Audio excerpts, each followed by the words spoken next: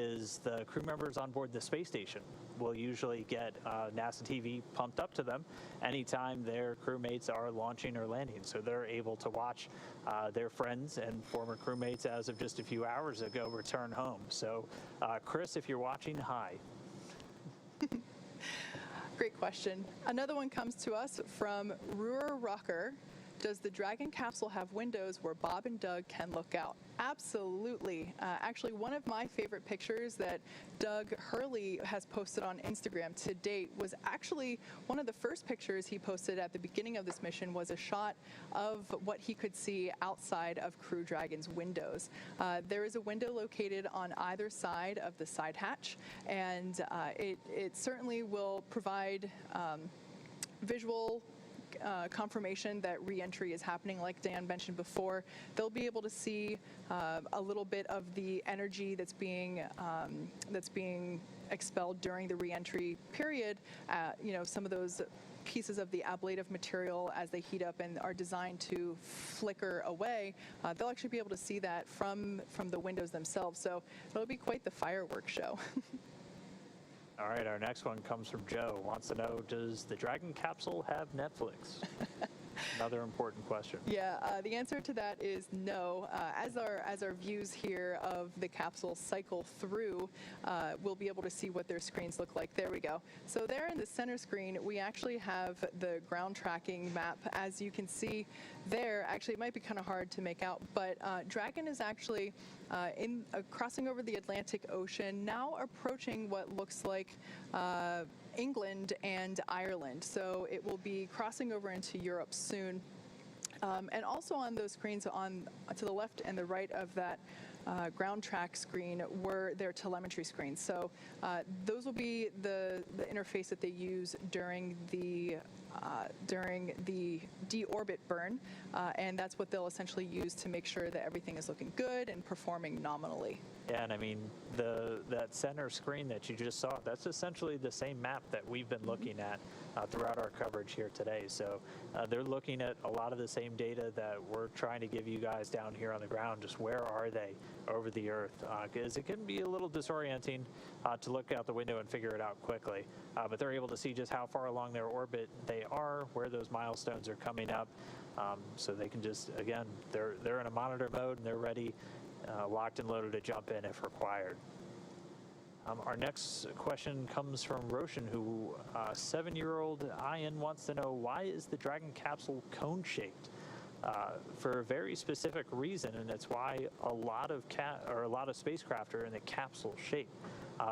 When they were trying to really figure out the most efficient way to re-enter the Earth's atmosphere, both from handling the trajectory without having wings like a space shuttle, starting over. When they were really first trying to figure out how to best shape a spacecraft to efficiently and effectively re-enter the Earth's atmosphere in the safest configuration, where they essentially landed on was a cone shape. Or a capsule shape. There were very initial drawings that you could find all manner of spacecraft that were put into wind tunnels, but at the end of the day, all the way back in the early days of spaceflight, when we were in the Mercury and the very early days, they were able to determine that the capsule shape was really the most efficient. That shape of heat shield dissipated the heat the best, was the easiest to control, and was really the safest option. And physics haven't changed since the 60s, at least not a great deal. So that's why you still see a lot of capsule-shaped spacecraft, and it's really just for re-entering an atmosphere. Good question.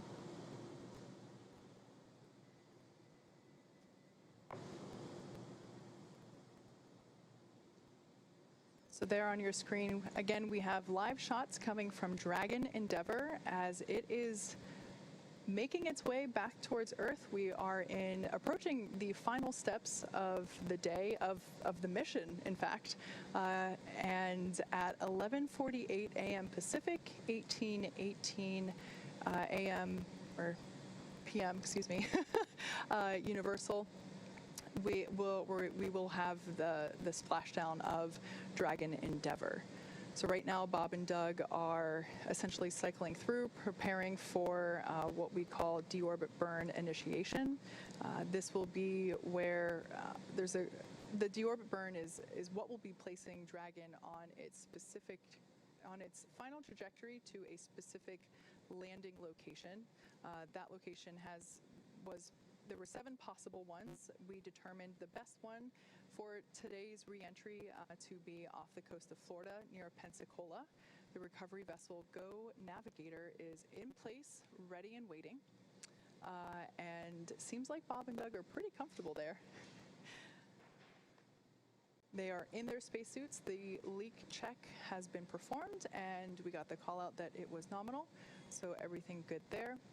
Right now, those visors are in the up position. They will be closed and locked whenever we get into the dynamic portion here upcoming in just a few minutes. Checking my timeline here. We're just about 24 minutes and 20 seconds from things really picking up. That's when we'll start to get into the attitude to separate the trunk, and just about 8 minutes after that is when we'll start the deorbit burn.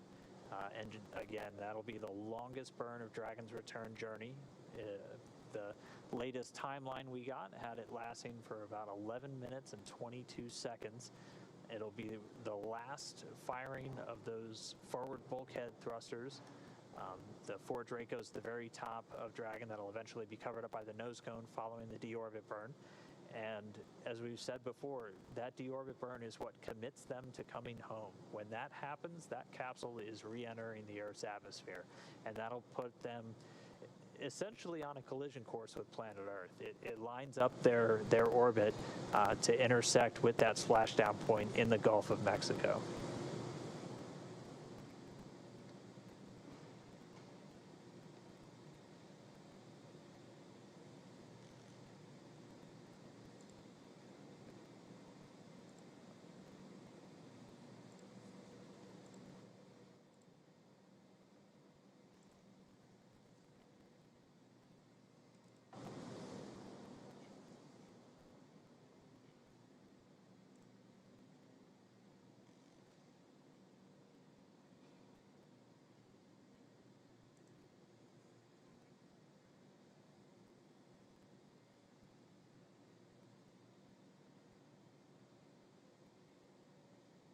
And while we have just a few more minutes until we get to that, we still have some questions coming in. Again, if you have one, jump over on Twitter, use the hashtag AskNASA.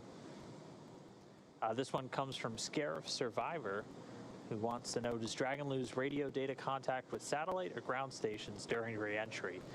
And the answer is really everything.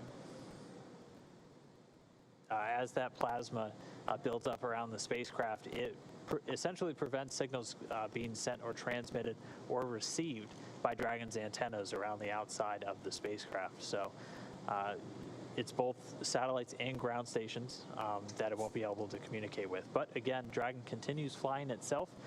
We know what its orbit is plotted out to be, so we know where it is, and we even know the expected time of that comm blackout in about 6 minutes. So it does lose contact with everything. We won't be able to hear from Bob and Doug until they're on the other side of that blackout, and then we'll reestablish communication with Dragon.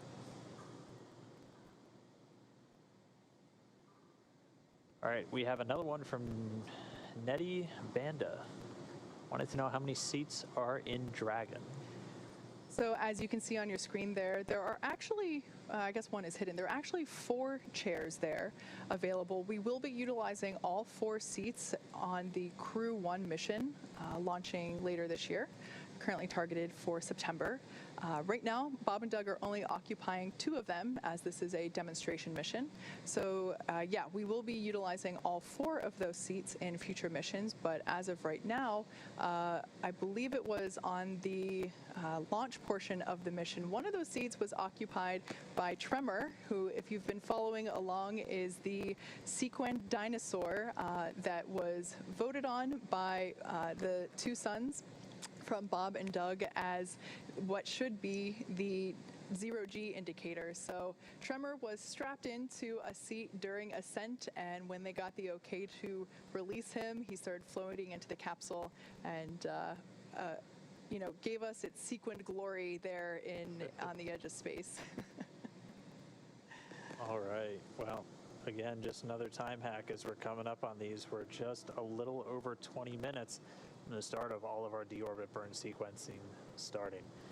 So we're looking at that to really pick up at about 10:48 as we'll start getting into the attitude for trunk separation. And then we start basically executing a bunch of steps that are going to commit Bob and Doug to this reentry. Yeah, we're looking forward to those. It'll be quite the journey. Now, of course, with respect to the deorbit burn, Bob and Doug will remain in their seats and strapped in for the entire duration. In fact, they won't be exiting those seats until until they're able to egress or exit the capsule after it has splashed down and been recovered out of the ocean and safely resting in the nest of the recovery vessel. Along that note, our next Twitter question is from Brett. The question is, what is the orientation of the astronauts when seated? As in, do they face the front or the top of the capsule, and do they find it comfortable? Great question there. So in the views that we just had a couple minutes ago, they were, I guess what we would call in the reclined position. They were facing towards the top of the capsule. During the launch portion, whenever they were actually getting into the capsule, back in late May, the seats were actuated in the down position where they were facing towards the hatch. The angle of difference is about 40 degrees between the two positions. They actuate in order to make sure that whenever there are G's being experienced, that it is in the most comfortable and safely ergonomic way possible. So that's where seat or actuation comes in handy. Also, it also helps them to get in and out of the capsule. It's a little trickier whenever the seats are in the up position or when they're reclined facing upward toward the top of the capsule. As for comfort level, I've heard that they have found it pretty comfortable. The seats are actually custom fitted for each astronaut destined to be flying in it. So whenever a crew member is assigned to a mission, they will also be assigned a seat specifically. So there will be no mid-flight fire drills where everyone is switching seats. Everyone has a designated seat. They're essentially small, medium, and large, and the armrests are also customizable depending on how long the crew member's forearm is. So we have taken many steps with comfort in mind, as well as style. You've seen those spacesuits. They look pretty good, in my opinion. But those spacesuits are also similarly custom fitted for each individual crew member. So with the combination of the custom fit of the suit, as well as the custom fit of the seats, we have aimed to make it as comfortable as possible in the event of some sort of situation where we need to wave off an activity for up to 48 hours. That's a long time to be in a confined space, even if you are highly trained like these guys. So yeah, making sure that they are as comfortable as possible while inside the cabin was certainly high priority. All right, our next question comes from Richard. This one deals with kind of hygiene on the space station. Just curious how the astronauts that have been on station a while, how do they stay so clean cut? I know there's not a barber on board. Do they cut their own hair? It just looks clean cut. Do they shower, do laundry? How do they do it? They do have to cut their own hair. Even the current commander, Chris Cassidy, who's still on board, famously shaved his head once as his fellow crewmate Luca Parmitano was about to arrive on space station, just so he had some bald company. But they do have trimmers on board the International Space Station that have a vacuum attached to them, so they're not just getting hair just all throughout the cabin, as like everything else, hair would just tend to float around and get caught in the drafts of the air circulation on board. So they use basically vacuum cutters in order to give themselves haircuts. So that's how they're able to do it. No professional stylists up there, but they're able to make do and stay a little less shaggy. Quick time check here as we just passed 10:30. It's now 10:32 here in California. We are less than 20 minutes away from our first event here on our list as Bob and Doug begin to continue to check off the boxes of their return home. That first event is claw separation. That's essentially the initiation of trunk jettison. All of that means that we will need to unlatch the claw from the trunk. That is the mechanism that holds and connects the trunk to the capsule, delivers fluid, telemetry, power, all that good stuff. We need to expose the trunk in order for the capsule to deorbit. So we will jettison the trunk and then we will begin a deorbit burn a couple minutes later. That deorbit burn is slated to begin at 10:56 a.m. Pacific, 18:56 Universal Coordinated Time. So in just under 23 minutes, we're expecting that to start.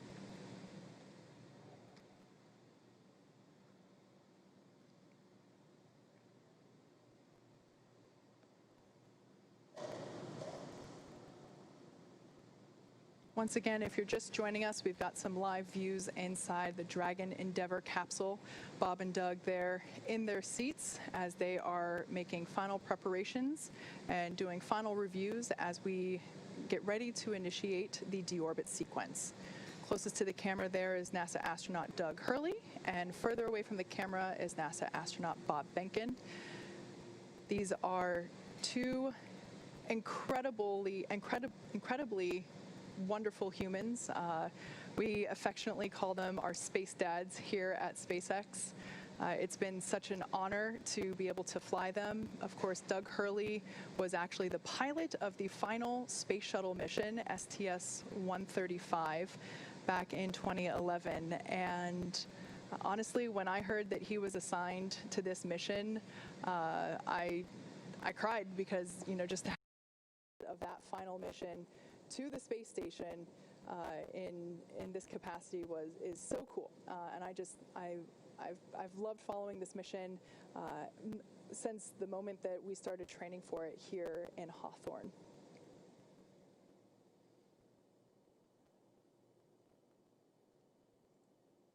Well, we know that they're ready.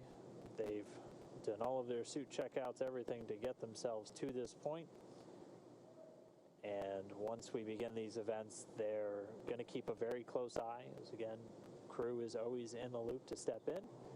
But Dragon going to be executing all of these different maneuvers and separation events automatically via a pre-programmed timeline. We're continuing to count down.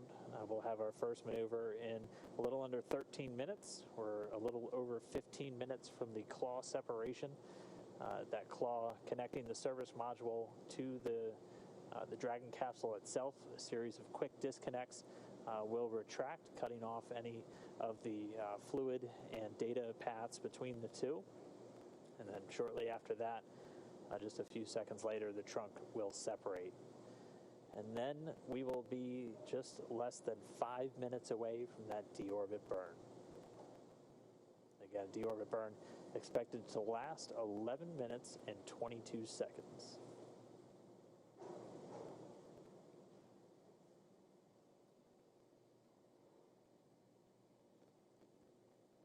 Now, of course, during re-entry, Bob and Doug will be experiencing a couple of Gs. We're anticipating them to feel about 4 Gs during re-entry.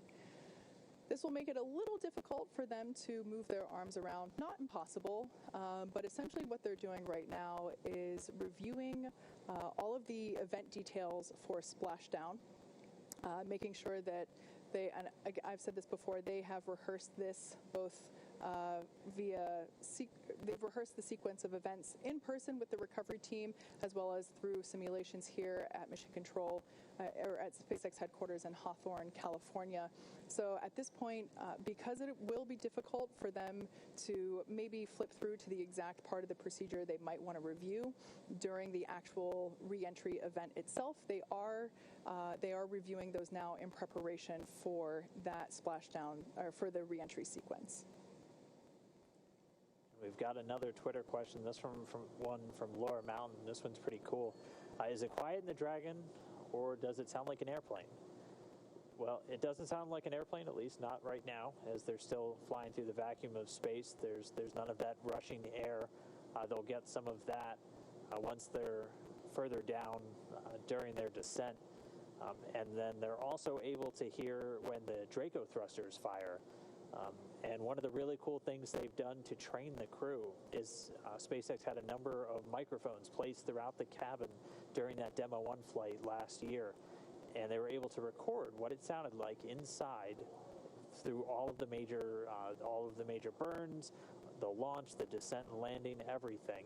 And in the trainer upstairs here at Hawthorne at SpaceX headquarters, they have speakers set up where, as they're doing simulations or practice runs of the different phases of the mission, they're able to hear what it should sound like inside Dragon as they're going through that. So I know that's one thing Bob pointed out is one of the things they're looking for is, does this sound like I was expecting it to? Does this look like, is that a light I'm supposed to see? All of those different things that for them is like reflex by the time they've trained it this much.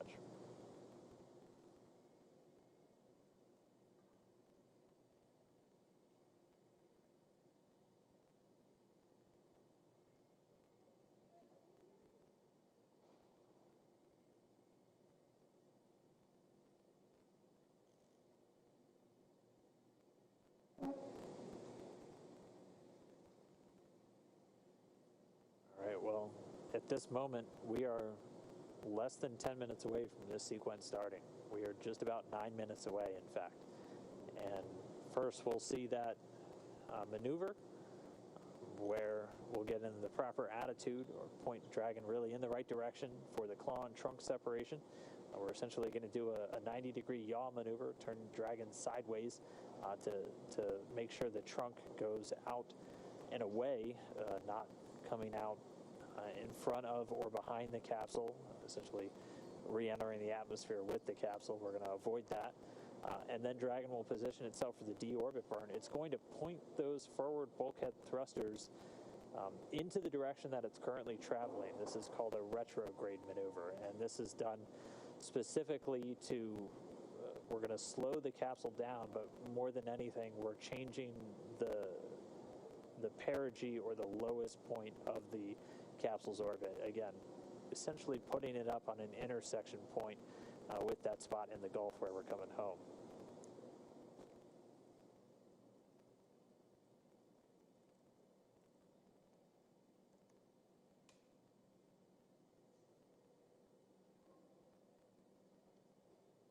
Eight minutes, Kate. We are getting close.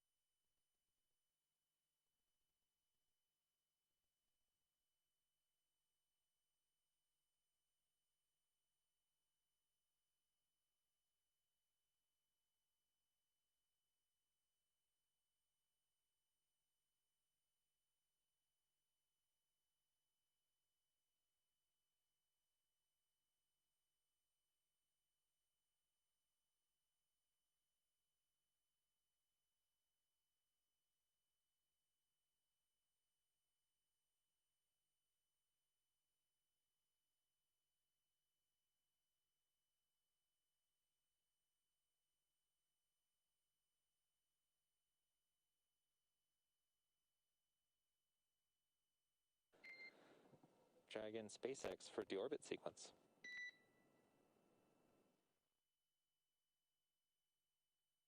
Go ahead. All right, Doug, we are 5 minutes out from deorbit sequence start. In addition, just wanted to inform you we are expecting some Radicom during claw and trunk step due to vehicle orientation.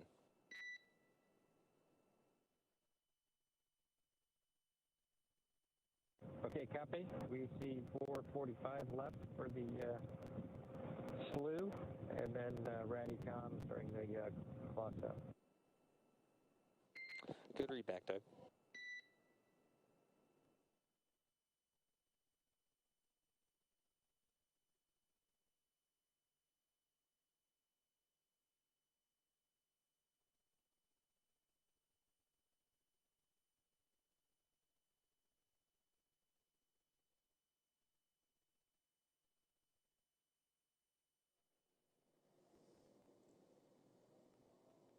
Kate, we are almost 4 minutes away from this starting. Yeah, we just heard the call out there, confirmation from SpaceX Core down here at Mission Control to Crew Dragon that we now under 5, but at the time of the call, 5 minutes away from deorbit sequence start. So like we've been mentioning before, that deorbit sequence will involve separating from the trunk and performing the deorbit burn. As you may have noticed on your the ground tracking map that we've been showing you before, Bob and Doug were in their last orbit around Earth. I can't remember what the number was that you quoted earlier, Dan, but they have done thousands of orbits around Earth during their 2-month duration on station. So it is really exciting that the line that we see on that trajectory map is no longer fully around it. They're coming home. We're not seeing 2 lines showing what their next orbit is going to be. They are on their final orbit of planet Earth. And this is their 1,024th orbit around our planet since they launched back in May of earlier this year. So we're counting down. We're under 3 minutes away from that first maneuver, and that's going to be a slew, as you heard Doug radio down. And that's essentially, we're going to change the attitude. We're going to use those Draco thrusters to essentially spin Dragon about 90 degrees to the side so we can jettison that trunk. And that'll be done in 2 stages. We'll do the claw separation and then the trunk separation. 2 minutes, 32 seconds, and counting. This is where things really pick up. This is where we really commit to coming home.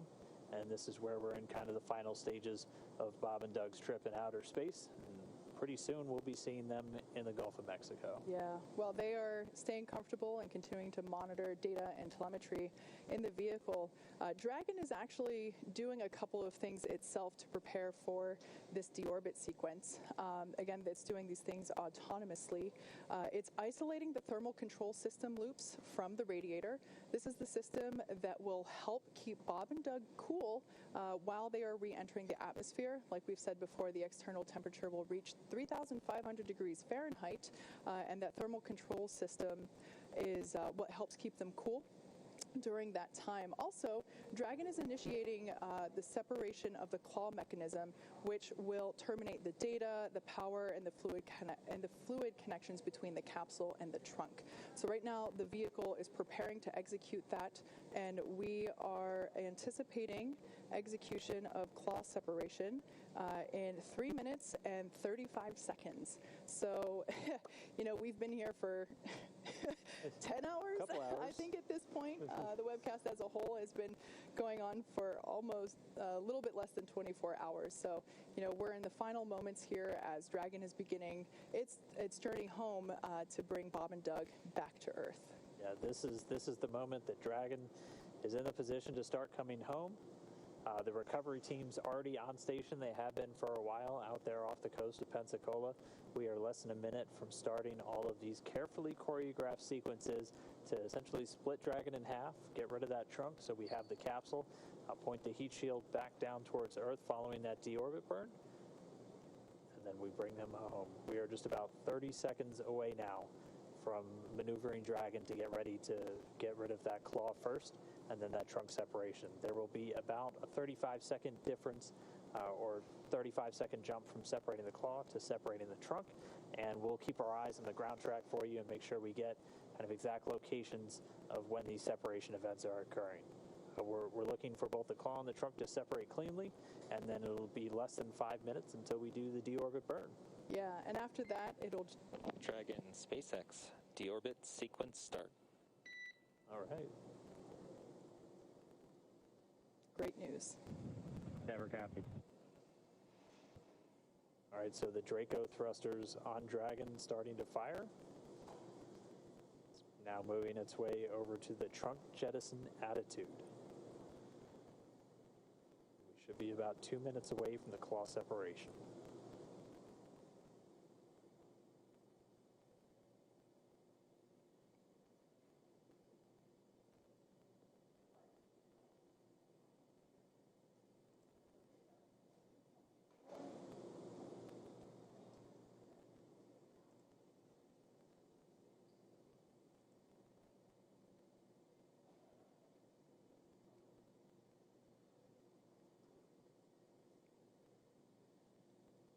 For those of you that are just tuning in, you are just in time.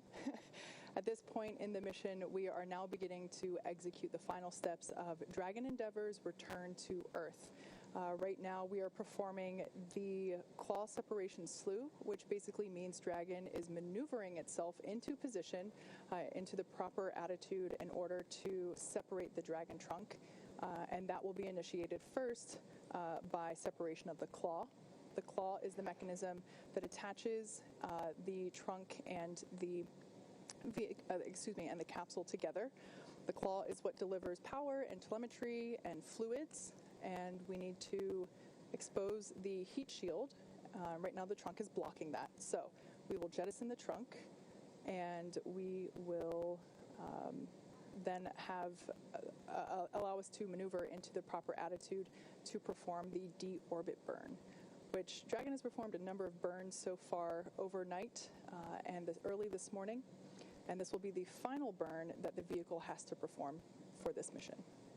And we just heard confirmation Dragon's in the trunk separation attitude. We are now standing by for claw separation.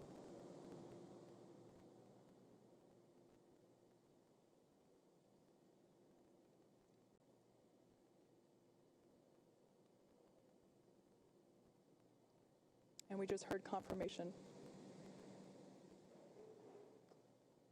of claw sep.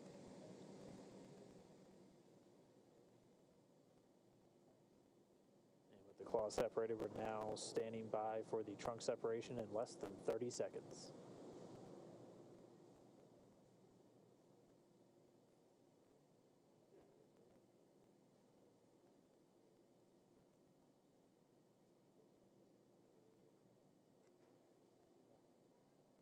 Ten seconds till trunk separation.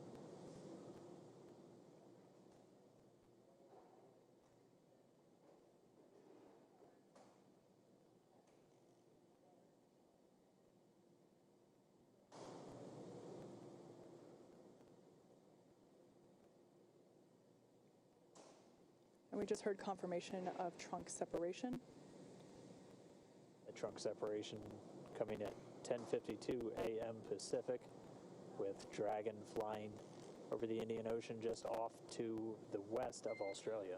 Dragon SpaceX, we show nominal trunk jettison. Oh yeah, we felt it. All right. So the crew just got the call, nominal trunk separation. That's exactly what we were looking for. Next up is going to be that deorbit burn. Again, this is the longest burn of their trip home. This is the longest firing of those thrusters and the last time we're using those forward bulkhead thrusters. Exactly. Those forward bulkhead thrusters, like Dan just said, that's what we're using to perform the deorbit burn. Once we do that, we will then be able, that deorbit burn will last for 11 and a half minutes. Once that is completed, we don't need to use those thrusters anymore, so we will close and lock the nose cone in preparation for re-entry.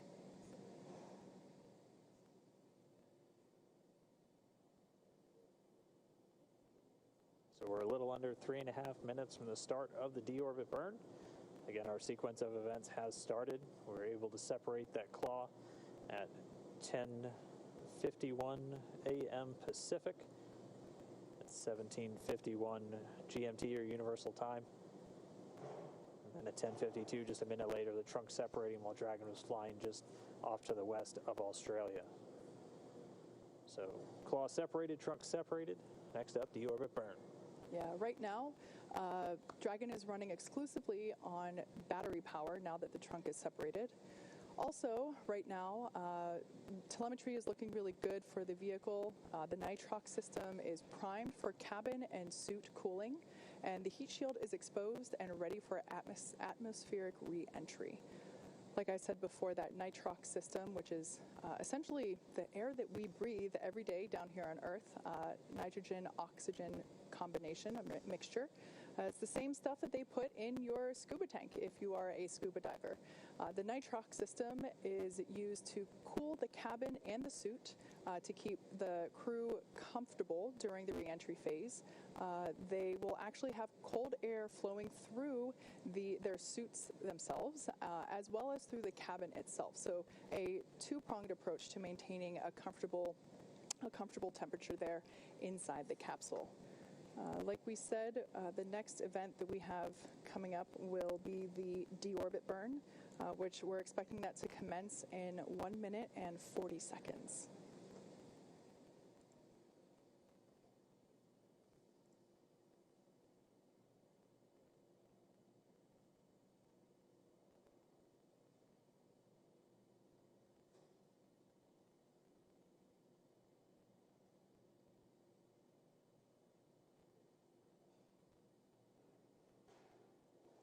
According to the ground tracking map there, Dragon is approaching the southwestern coast of Australia.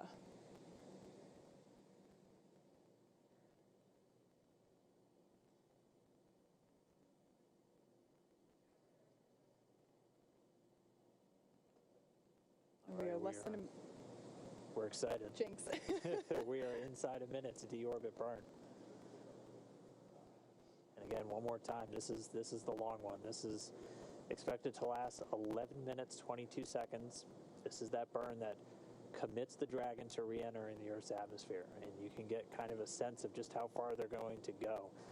By the time they fire this burn, they're just going to be off to the southwest of Australia. And this is going to realign their orbit to intersect with that point off the coast of Pensacola where they're going to be splashing down. Yeah, this is the moment where Dragon is fully committed to the re-entry point. Again, we are aiming for just off the coast of Pensacola, Florida. Our recovery ship Go Navigator is ready and waiting to begin the recovery process right after splashdown occurs. Once again, if you're just joining us, we are now in the final steps of the deorbit sequence. The deorbit burn will be starting here in just a couple of seconds. And we just heard confirmation deorbit burn has begun. That coming at 10:56 a.m. Pacific. Again, while the Dragon spacecraft just off the southwestern coast of Australia. So here we go. 11 more minutes to go. I'm ready, and I'm sure it's safe to say that Bob and Doug are ready. They've done a number of interviews over the last few weeks while they were on station, and just the excitement and the enthusiasm for the mission is palpable.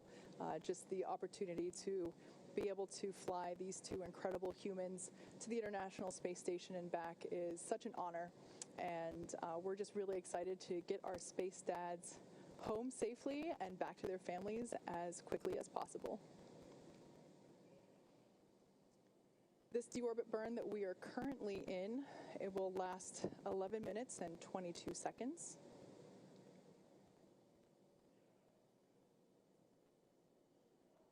Already a little more than a minute 10 in counting, so we have about 10 minutes to go. Just heard a call. The propulsion system performing nominally. That's the word we always want to hear, we always like to hear.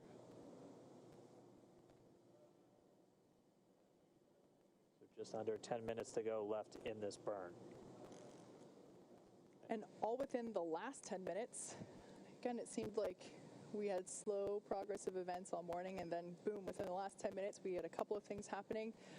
Dragon maneuvered itself into the appropriate position to jettison its trunk, and it did so successfully, nominally, and then it initiated the deorbit burn just a couple minutes ago. Like I mentioned earlier, this deorbit burn is the last time those 4 forward Draco thrusters will fire. Forward kind of meaning at the top of the capsule.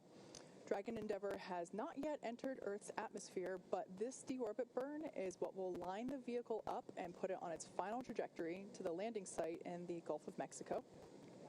Right now, although we can't see it at the moment, Bob and Doug are using their screens to keep tabs on the burn duration, Draco thruster firings, and trajectory details such as entry angle, capsule perigee, and how much distance is remaining until that deorbit burn terminates. So Dragon is flying itself, so all they really have to do is stay strapped in their seats and keep tabs on things.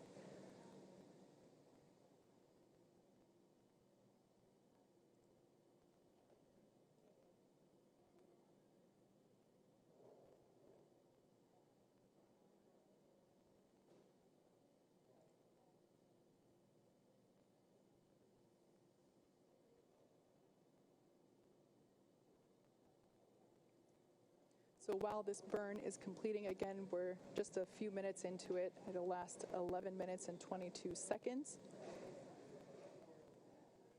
We have a couple more events coming up afterward in, let me check my timeline here real quick. In just under 44 minutes, we will have the initial parachute deployment.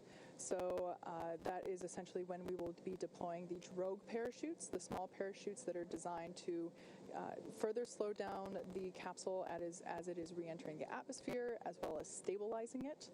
And then a minute after that, we will deploy the drogue parachutes, and that is targeted for 11:44 a.m. Pacific, 18:44 Universal.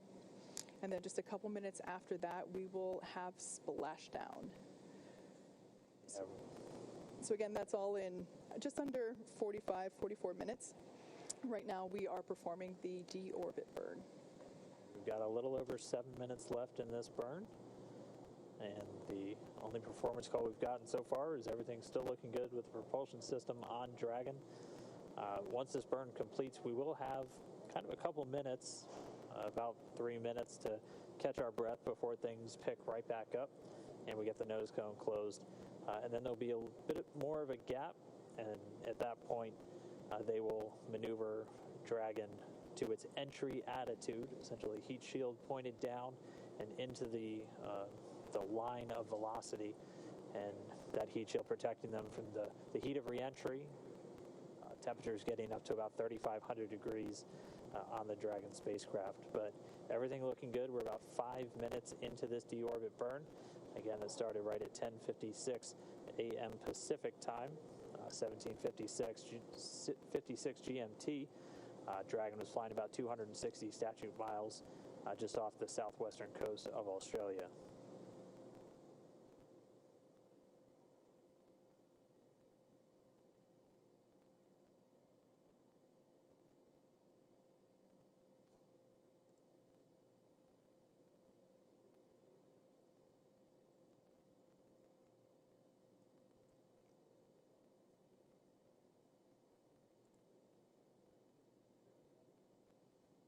So right now, during this burn, we just heard a call that we're halfway through the burn and everything is looking great, everything performing nominally. During this burn right now, Bob and Doug are currently monitoring the deorbit tool, which, like I said earlier, captures things like the perigee, the reentry interface, how much distance remains before the burn itself is terminated. They're also monitoring the burn duration and the firing of those Draco thrusters located there at on the forward bulkhead of the capsule. There on your screen, you actually can see what Bob and Doug are seeing right now. That is that tool on their screen. So on the left and the right of the center screen, that is the deorbit. That is the deorbit monitoring tool.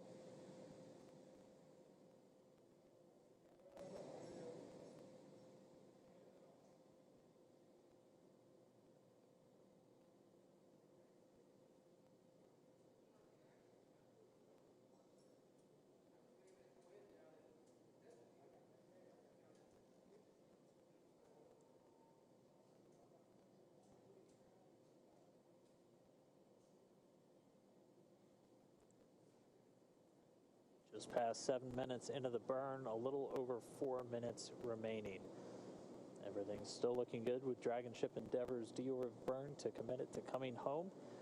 Everything continuing to be on track for our splashdown. Again, our splashdown time right at 11:48 and 24 seconds. Pacific was the calculated time. It would be typical if we're a couple seconds on either side, but that time is 18:48 GMT or Universal. But we're already through several of the really major steps to initiate this re-entry. The claw is separated, the trunk is gone, the deorbit burn has begun, and we're more than halfway through, just a little under 3.5 minutes remaining.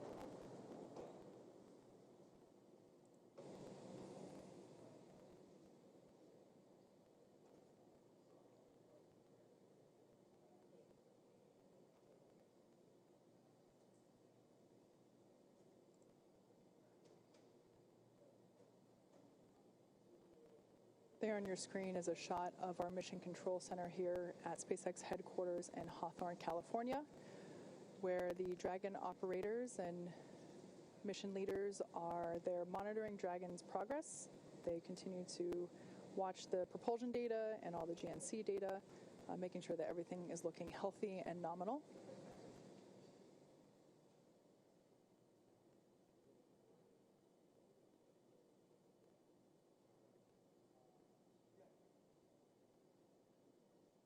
We're just about 2 minutes, 30 seconds until the end of this burn. We'll listen for the call out up to the crew on the performance of the burn, and then they'll start moving into the next steps. Again, we'll get about a 3-minute breather before the next major milestone comes up when we get ready to close the nose cone, that protecting the docking ring, guidance, navigation, and control sensors, and also these 4 forward bulkhead thrusters that are currently performing the deorbit burn during the actual re-entry process. So we are at just under 2 minutes from the conclusion of the deorbit burn.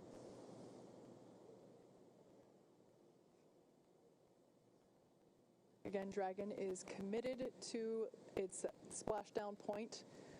There is no going back. Yeah, we already have the recovery team ready and on standby. They've been there for quite some time now. Here, and we have about 90 seconds left in the burn. Weather looking great at the splashdown site off Pensacola. Winds just around 2.5 miles per hour. Sea being described as like glass by the Corps here in Hawthorne, radioing up to the crew. Ended up getting fantastic weather for this first crewed splashdown of Dragon. We are 1 minute away from the end of deorbit burn. Again, this burn is placing Dragon on its final trajectory to the landing site off of the coast of Pensacola, Florida. That is in the Gulf of Mexico. And our recovery vessel, Go Navigator, and the recovery team are ready and waiting to see Bob and Doug come back through the atmosphere.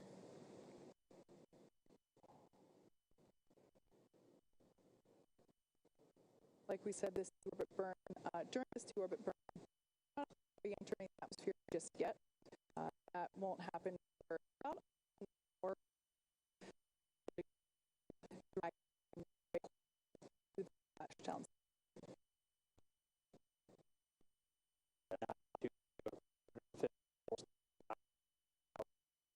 We are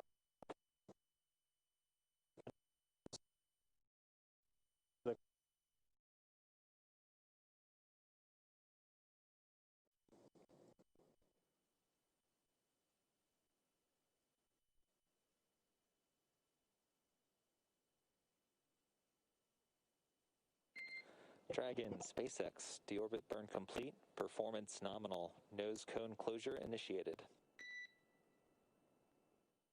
Nominal burn, nose cone in work.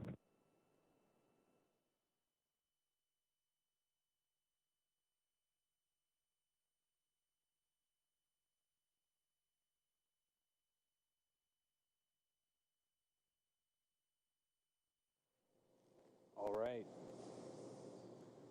Deorbit burn complete. We heard the call, nominal burn. Bob and Doug are on their way back home. This burn commits them to re-entering the Earth's atmosphere. Ooh, all we have left now is to wait. That was really one of the last major moments before they start re-entering the Earth's atmosphere. We'll have the nose cone closure coming up next. That should be coming in just a couple of minutes, as we had about a 3-minute span between the end of the deorbit burn and that moment. Yeah, the nose cone is actually currently in the closing process, so it doesn't just snap shut. It does slowly close and lock. So right now, that nose cone is in the process of moving back into the closed position, and we will hear the call out for whenever it has fully closed and whenever the latches have secured. Seeing some data, it looks like it's about halfway there. It's opened a little bit more than 90 degrees. I think the exact count was 110 degrees opening range or range of motion for the nose cone. So we're a little more than halfway now to getting that nose cone closed.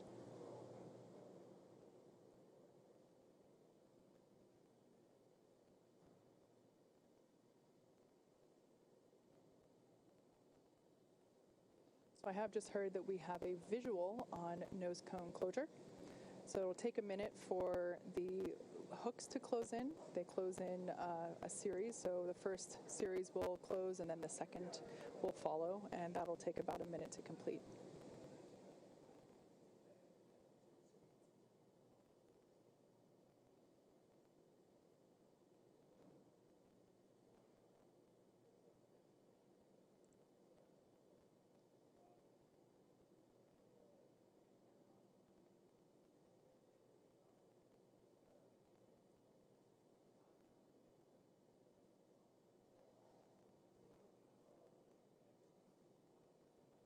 All right, well, as we just wait for the finish to that nose cone closure, we'll have a bit of time again.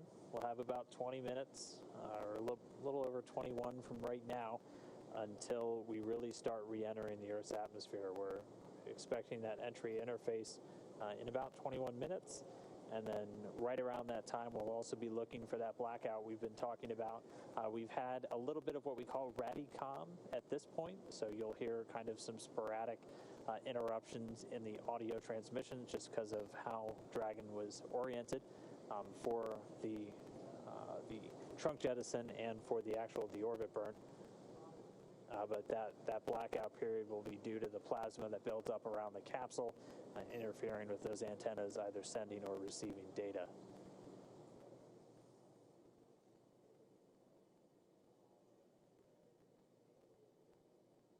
So I've heard the call out that the first set of hooks for nose cone closure are in motion. So this will complete in 2 sets. The first set is now in motion, so really good news to hear that. Everything looking good so far. Like I mentioned before, in the background, Dragon has inhibited the forward bulkhead Draco thrusters that we just used to complete that deorbit burn. This is to ensure that it's safe to latch that nose cone shut for reentry. Also, the vehicle has initiated the nitrox purge. Nitrox is simply a mixture of nitrogen and oxygen. It's what we breathe. And the nitrox that is being purged into the system is cooled, so allowing that cool air to circulate around the cabin, but also inside of Bob and Doug's suits, will help to keep them cool and comfortable during re-entry, which will be coming up in about 20 minutes.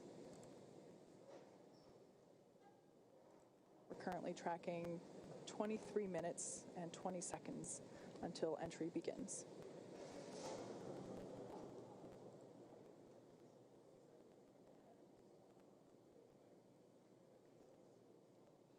So in case you're just joining us at this point, the nose cone has closed.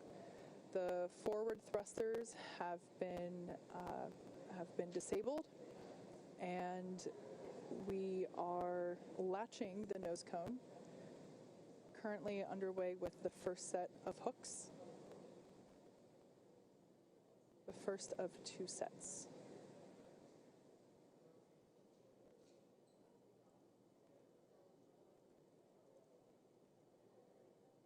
And we just had confirmation that the first set of hooks is closed, so now the second set will begin to close as well.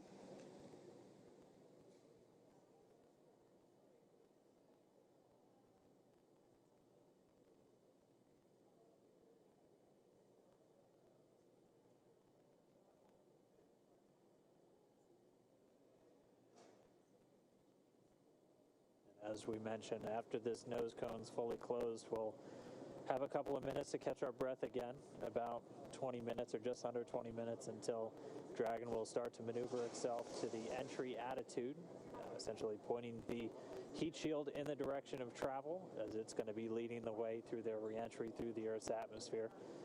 We'll look to run into that communications blackout at about 36 minutes after the hour, expecting that to last for about 6 minutes, and then we'll get that back shortly before we deploy the drogue parachutes, followed just less than a minute later by the main parachutes, and by that point hopefully we should have some views of Dragon re-entering the Earth's atmosphere and parachuting to a splashdown in the Gulf.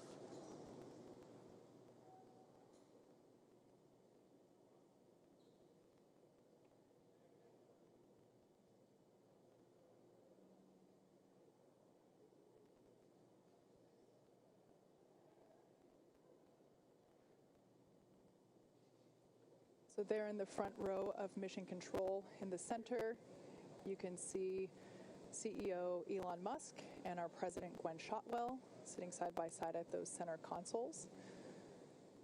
In addition to those two, the room is filled with Dragon operators and mission leaders who are continuing to monitor the health and telemetry of the crew and the capsule. Right now, nose cone closure is underway. The first of 2 sets of hook latching has completed. And we just heard a call out that the nose SpaceX nose cone is secure for entry.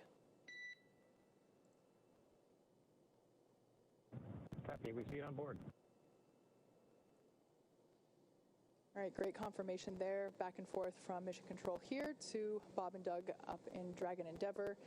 That Bob and Doug have also confirmed on their displays that the nose cone has closed nominally and it is secure for entry.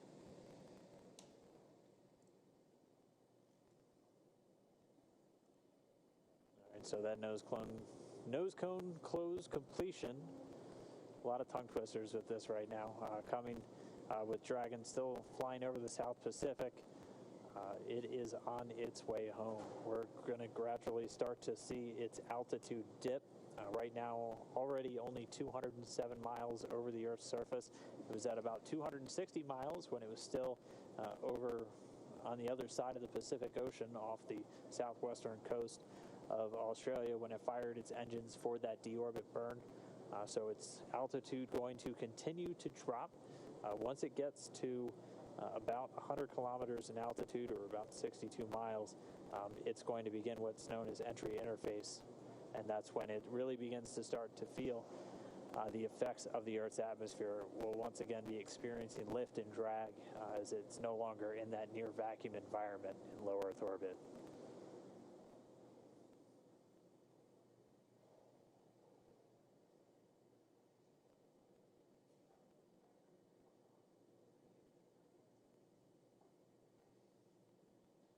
So we're essentially stepping into the second half of entry.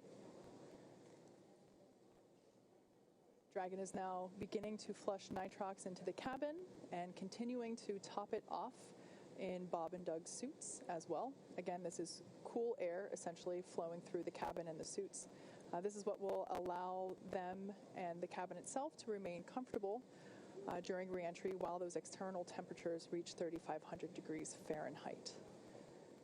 At this point in time, Dragon's orientation is such that the heat shield is pointing forward, if you will, leading the capsule toward the landing site.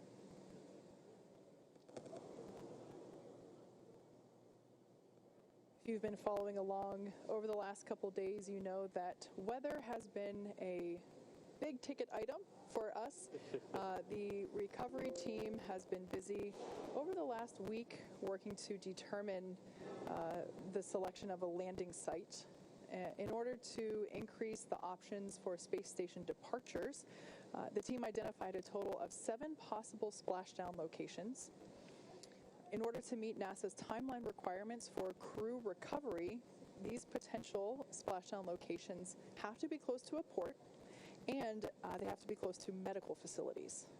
So with all of that in mind, you add the ever-evolving weather conditions of Florida, but also that tropical storm Isaiah that was moving through. And it's easy to see how determining that landing site is quite a complex process. Since Dragon is capable of splashdown on either side of the Florida Panhandle, we in fact have 2 identical and fully equipped recovery vessels ready to support. One in the Gulf of Mexico, which is what we're utilizing today, Go Navigator, and the other located off the east coast of Florida, able to service landing sites in the Atlantic Ocean. That one is Go Searcher. Like I mentioned, today we'll be splashing down in the Gulf of Mexico, just off the coast of Pensacola, Florida. Go Navigator, that recovery ship I just mentioned, is in place and ready and waiting for Bob and Doug. The WB-57 plane, if it hasn't taken off already, I'm sure it will be very soon. Yep, it's in the air. Okay, great. That's what will provide our first views of Dragon during reentry. We'll get a thermal cam off of that airplane, allowing us to see the capsule as it is reentering the atmosphere. If you were tuned in for our Demo 1 broadcast, it was basically a big ball of light coming at us. We'll also have cameras on board the recovery vessel, so as Dragon gets closer and is deploying those parachutes, we will also be able to have hopefully some really clear footage of that all occurring as well.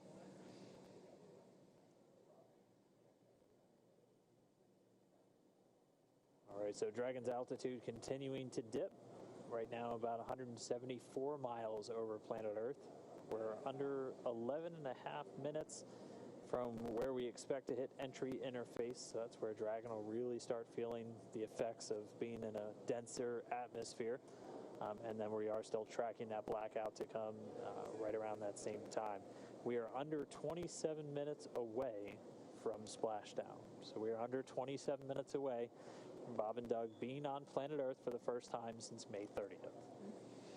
To kind of put everything in perspective, the Dragon capsule departed from the International Space Station several hours ago, but according to what Dan just said, it's essentially halfway home just based on altitude alone. So the International Space Station is about 250 miles above Earth's surface. I think right now it's between 250 and 300. I think right now it's about 263 miles above Earth's surface. So based on that telemetry that Dan just read off, is from an altitude standpoint, Dragon is halfway home, and yet that second half is going to be covered in the next 27-ish minutes while we wait for splashdown and recovery, versus the several hours that we've been covering since yesterday.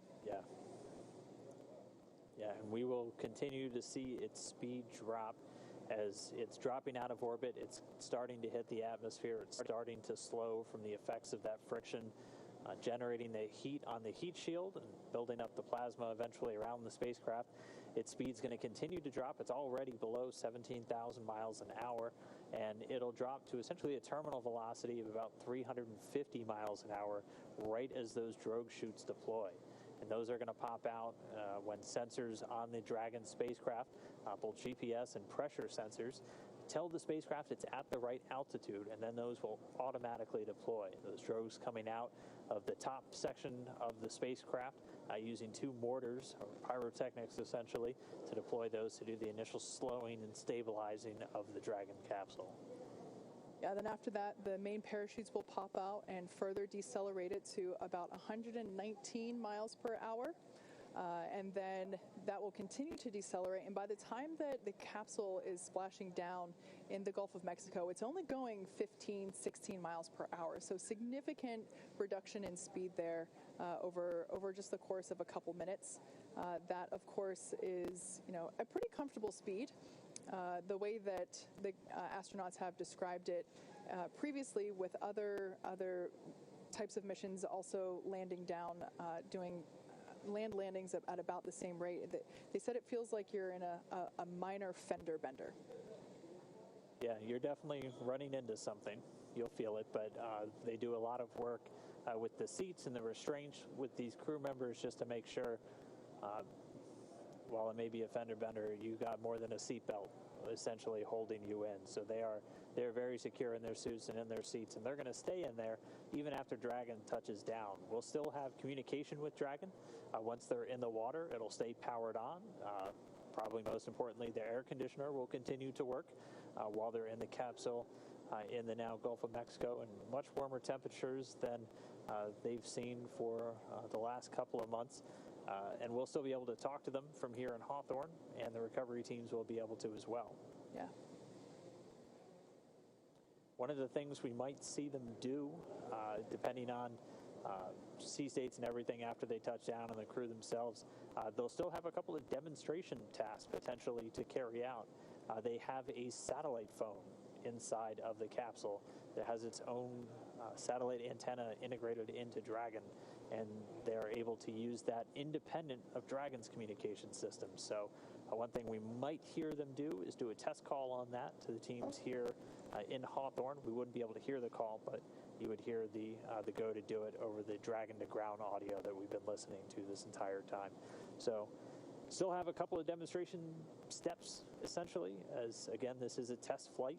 This is the flight to really prove out Dragon systems, to bring crew members from Kennedy Space Center to the space station and return them safely to Earth. And so far, we have had a flawless ride downhill.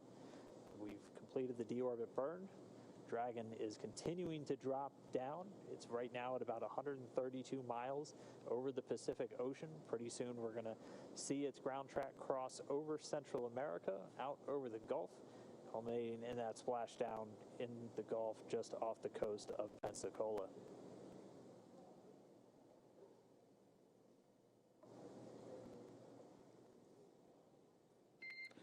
Dragon SpaceX for entry brief. Go ahead. Okay, Doug, we have no update to timing because the burn went great and your vehicle is still looking really good for entry. No health issues at this time.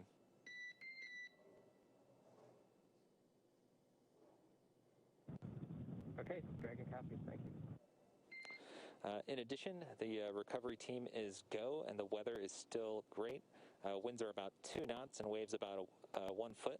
From the ship, they're reporting very calm. How copy?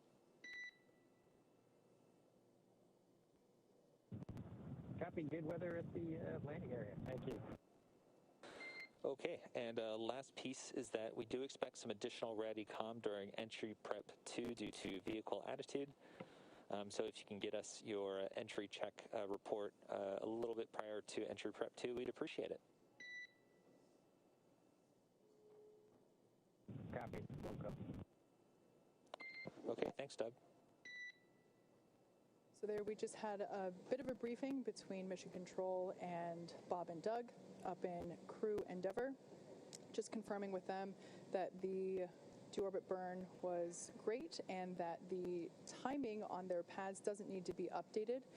We are able to upload new trajectory calculations, including times that remain live depending on how the burn goes, and at this point in time, those don't need to be updated. It is important that they do remain accurate because Bob and Doug, their primary mission right now is to continue to monitor the vehicle status and telemetry and data being presented to them on their touchscreen displays in front of them.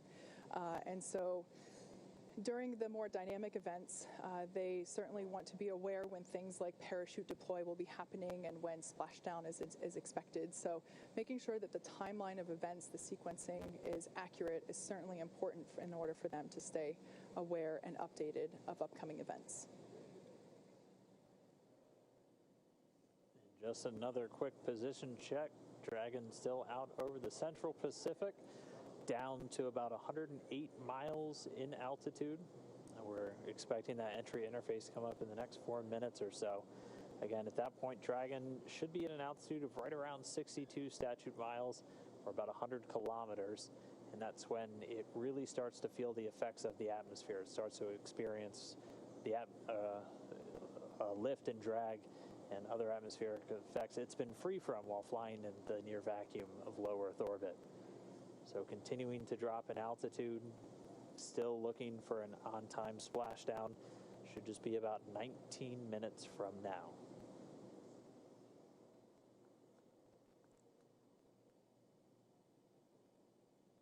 And just a reminder, we do have that blackout period coming. So as they continue to dip in the Earth's atmosphere and get lower and lower, the atmosphere gets thicker and thicker and is going to generate more and more heat, eventually heating up the outside of Dragon to 3,500 degrees Fahrenheit.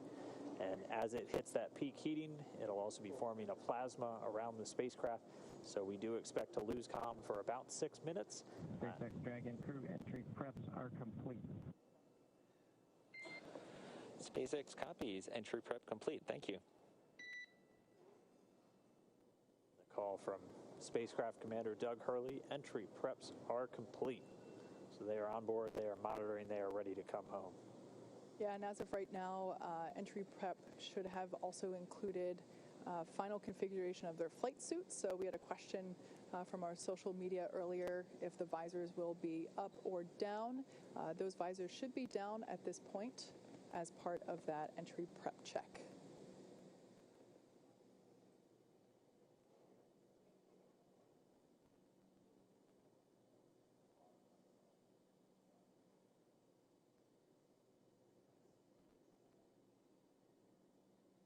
In that last briefing, we also heard that the weather is looking good.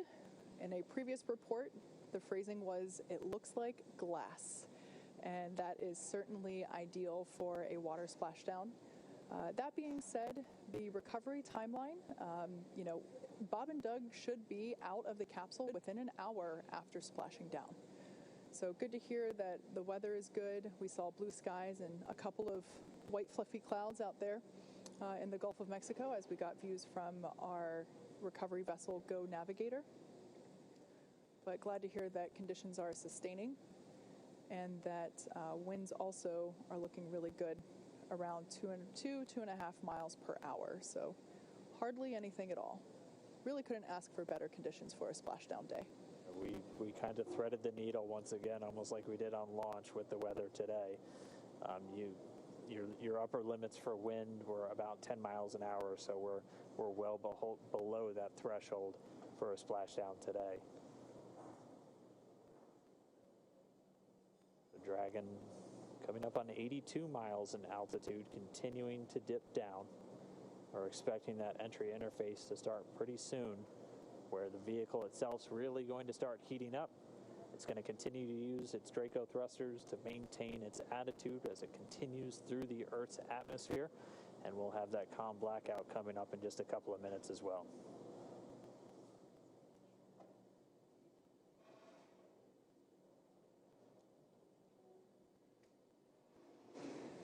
Just heard the cabin purge has started again. This is when they're going to flush the cabin of Dragon with cooled air. They're also going to do a suit purge, running cooled nitrox through the suits for Bob and Doug just to keep things at a comfortable temperature for them as the capsule goes through the re-entry and starts to heat up.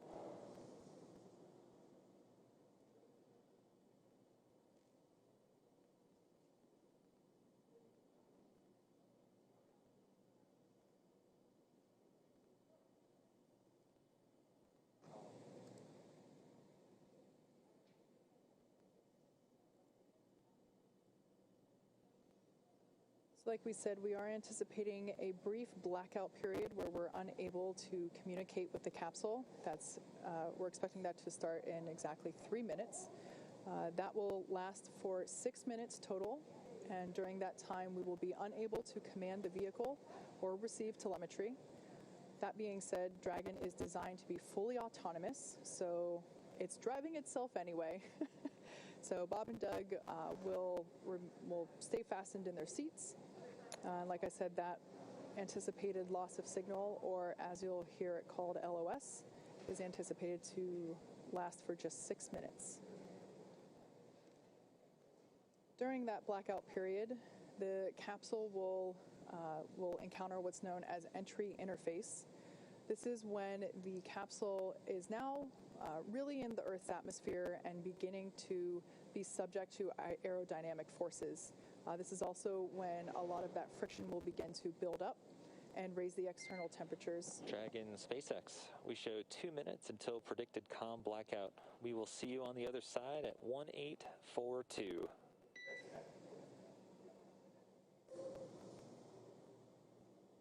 Dragon copies 1842. We'll talk to you then. So there's that heads up communication from Mission Control to Dragon Endeavour, confirming that comms blackout. Like I was saying, during the blackout, the Dragon capsule will be going through entry interface, where it is encountering aerodynamic forces, really starting to build up the external temperature and that external temperature will reach about 3,500 degrees Fahrenheit. However, the interior of the cabin is environmentally cooled, so Bob and Doug should remain comfortable during their descent. There will be cool air flowing not only through the cabin itself, but also through their suits. The suits have sensors on them that are able to detect the temperature inside that suit, and once that sensor reads that it has reached the maximum temperature threshold, it'll flush the suit with some cool air and really circulate and cool it down.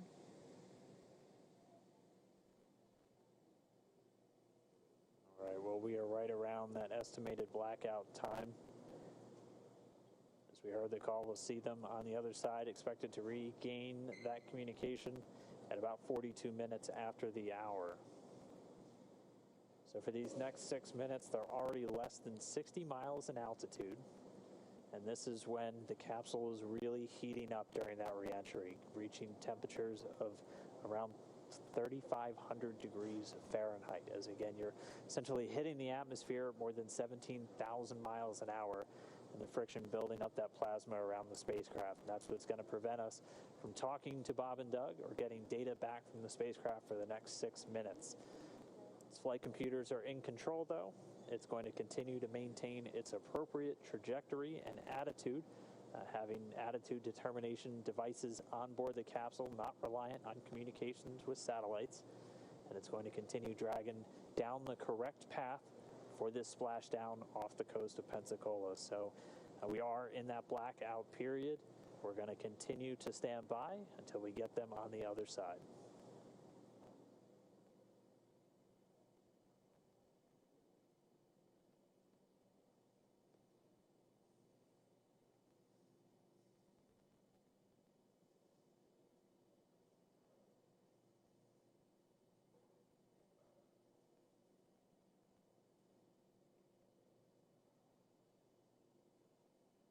All right, and just about 2 minutes after we get acquisition of signal, AOS, back with Dragon, we're going to be looking for those parachutes, and we should hopefully be getting some views from a couple of our assets out at the landing zone, including our WB-57 high-altitude research plane, which is going to be relying on Dragon's telemetry to actually lock onto it in the sky and give us an infrared view of the capsule during the final stages of reentry. We're going to be looking for the drogue deploys at about 44 minutes after the hour. Those will be 2 drogue shoots that are going to come out when the vehicle is still moving at about 350 miles an hour. And it'll be at an altitude of about 18,000 feet. They'll come out and do some initial slowing and stabilization of the spacecraft. And then less than a minute later, they'll detach and the 4 main parachutes will deploy. You'll see them come out and look kind of closed up initially, and then they'll do what's known as reefing, opening up in really 2 different stages just to minimize the immediate loads on the parachutes themselves. Those main parachutes will come out at an altitude of about 6,500 feet, with Dragon already slowed down to 119 miles an hour, and they'll do the rest of the slowing the whole way down until we splash down in the Gulf of Mexico. We should be 10 minutes away from splashdown.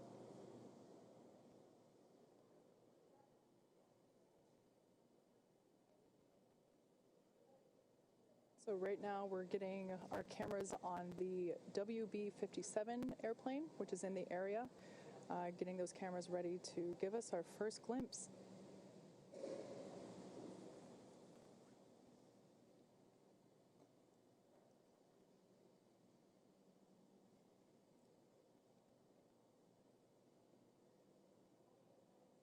Should still have about 3 minutes left, a little less than 3 minutes until we anticipate reacquiring our signal and our connection with Bob and Doug and the Dragon spacecraft.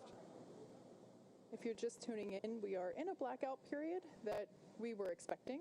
This blackout period will last a total of 6 minutes, and we're about halfway through there now. At the moment, Dragon is re-entering the Earth's atmosphere, and due to the plasma building up on the exterior of the vehicle, we're unable to communicate or send commands, but Dragon is fully autonomous. It is steering itself. And right now, Bob and Doug are flying home.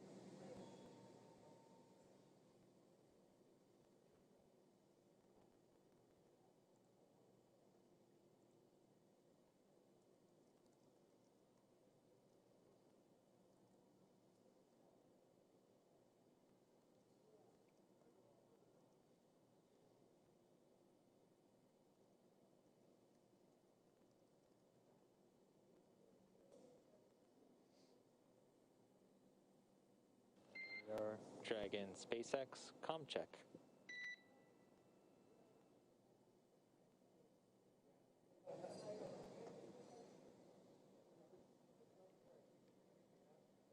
So we're still inside that anticipated blackout window. It does look like we are getting maybe some sporadic data starting to peek through. This is why you heard that communications check with the spacecraft.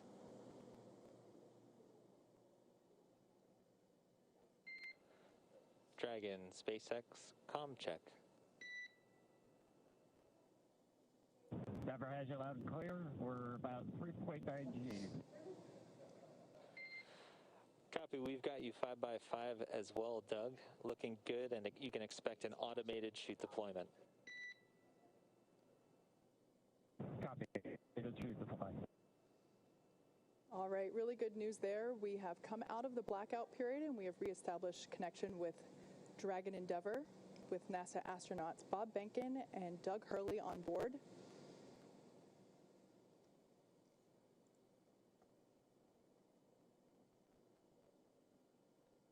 We were able to reacquire that communication a little bit earlier than expected, and now we are just waiting. We should just be about 2.5 minutes away from that initial drogue chute deploy. Yeah, 2 minutes and 26 seconds.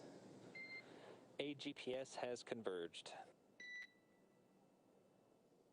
Copy that.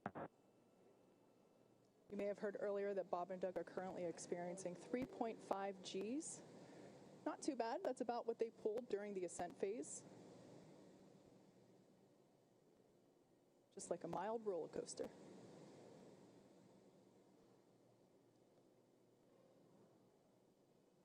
So the vehicle is now over the Gulf of Mexico.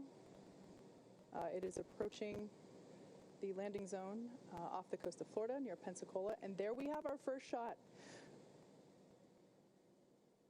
There it is, the first view from the WB-57 airplane. It is dipping in and out a little bit. This is going to be an infrared camera showing us Dragon re-entering. We have that comm back with Bob and Doug.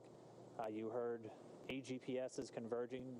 Dragon has 3 GPS units that it uses actually in the parachute deployment process as it helps, along with the pressure sensors, really give a solid altitude to the flight computers on when these are supposed to deploy.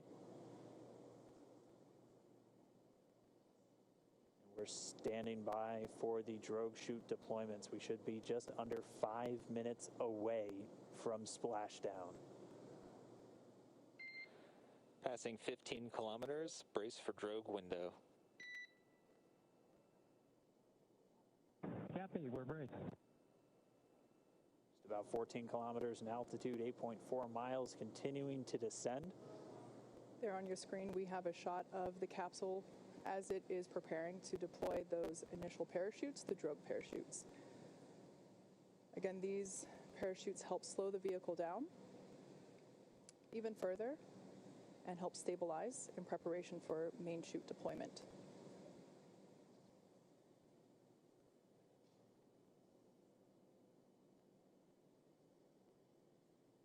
Right about now, the capsule is going about 400 miles per hour, decelerating quickly.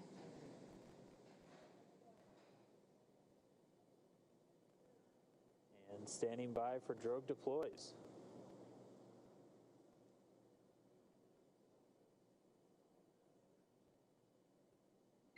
Visual, 2 drogues out. There on your screen, we have visual confirmation of those 2 drogue deployments. Copy 2 drogue. All right, so 2 of 2, the drogues now out. They're going to do their slowing and stabilizing of the Dragon spacecraft. They should be detaching in just a few moments, and then we'll see 4 parachutes, the main parachutes deployed. Dragon under drogues. Drogue descent rate nominal.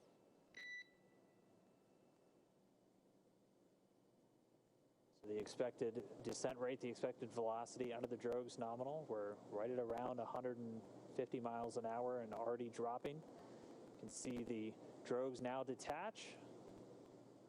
And there we have confirmation of deployment of the 4 main parachutes. We are visual on 4 chutes out. We are visual. 4 main parachutes deployed. Copy 4 main.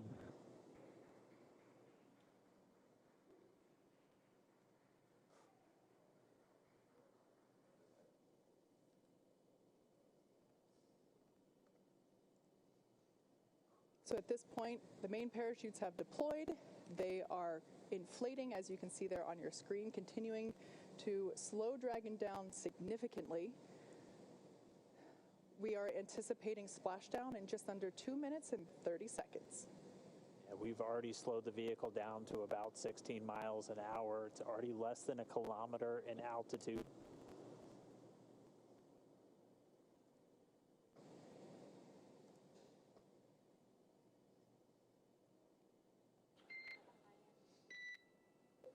Main chute descent rate nominal, passing through 700 meters.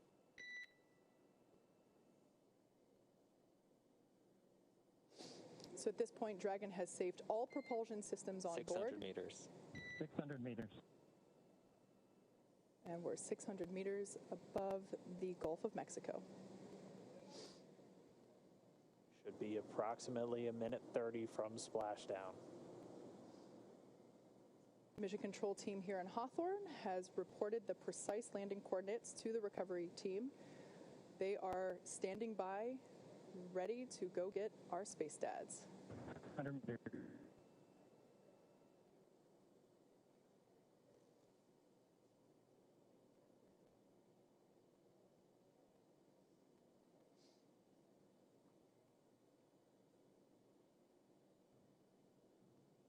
Just passed about 300 meters.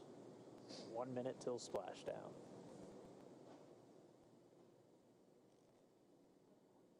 200 meters. We are braced for splashdown. Copy, brace for splashdown. So there we heard Bob and Doug reporting that they are bracing for a splashdown. We should be able to see the Gulf of Mexico here in the shot just momentarily, as we're now just about 20 meters off the ocean.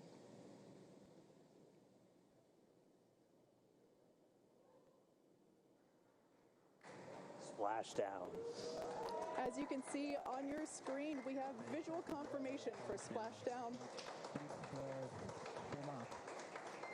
SpaceX copies and concurs. We see splashdown and mains cut. Dragon Endeavour has returned home. NASA astronauts Bob and Endeavour, Doug. on behalf of the SpaceX and NASA teams, welcome back to planet Earth, and thanks for flying SpaceX.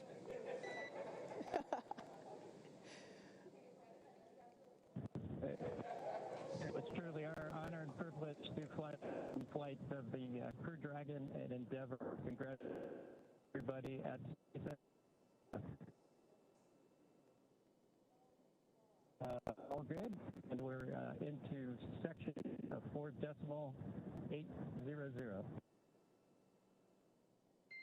Thanks for those words, Doug, and we copy that you are into 4.800.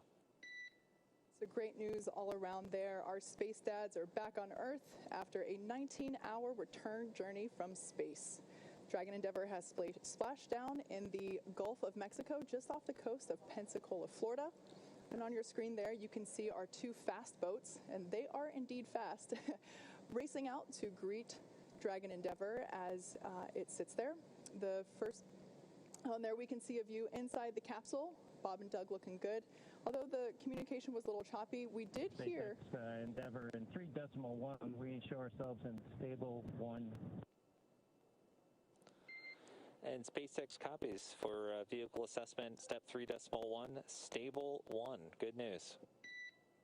Stable 1, essentially. They're upright in the water. Stable 2, also another potential where it could be on its side or even upside down, but Dragon does have a water ballast system to keep it upright, where it's able to essentially pump seawater into bladders in the service section of the capsule.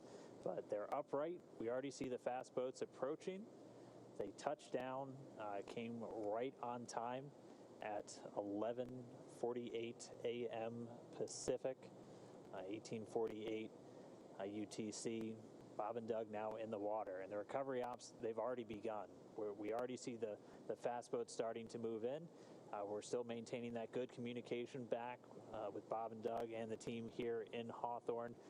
Pretty soon we should be getting the go for them to move in, begin their hypergol sniffs, and begin wrangling up those parachutes. But we can see Bob and Doug inside the capsule, back on planet Earth. Yeah, those fast boats will be moving in to do a couple of things. They'll be performing what's known as a sniffer test.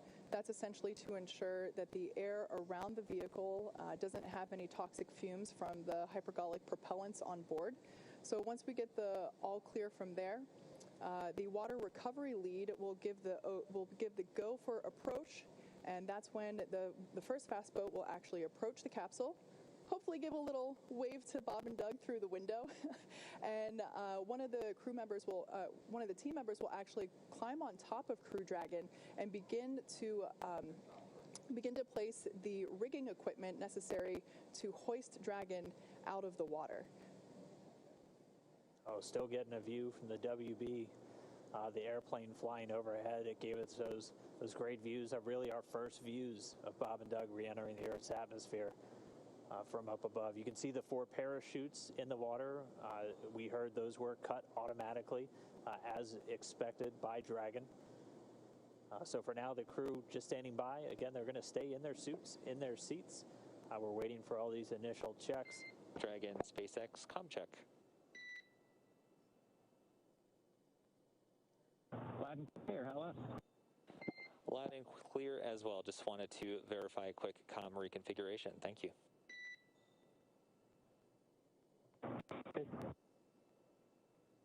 So essentially what just happened there is they reconfigured... And Solo, if you can just relay status of the fast boats and the recovery as you get them, we would appreciate it. You bet. Absolutely, Doug. Wilco.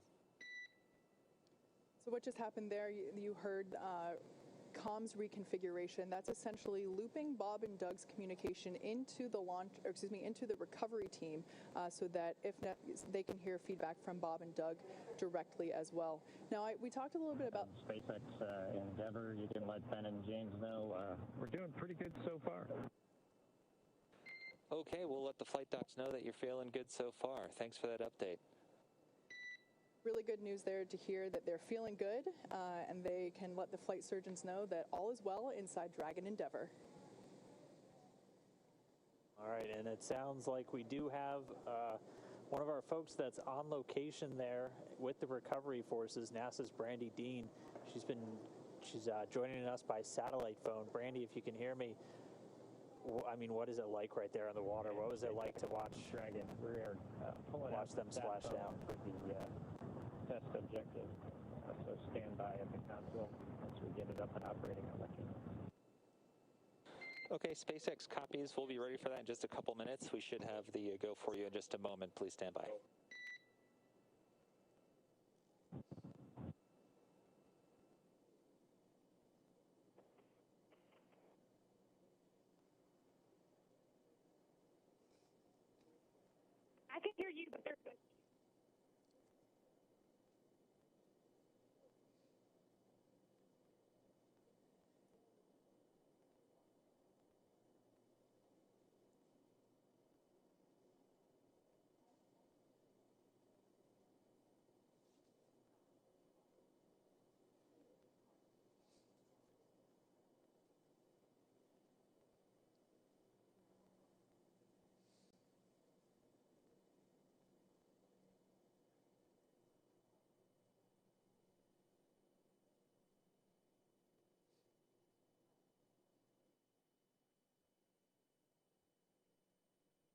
There in the center of your screen, Dragon capsule, awaiting for the fast boats to approach and begin the rigging process. And there on the left-hand side of your screen, we can see that second fast boat come into view.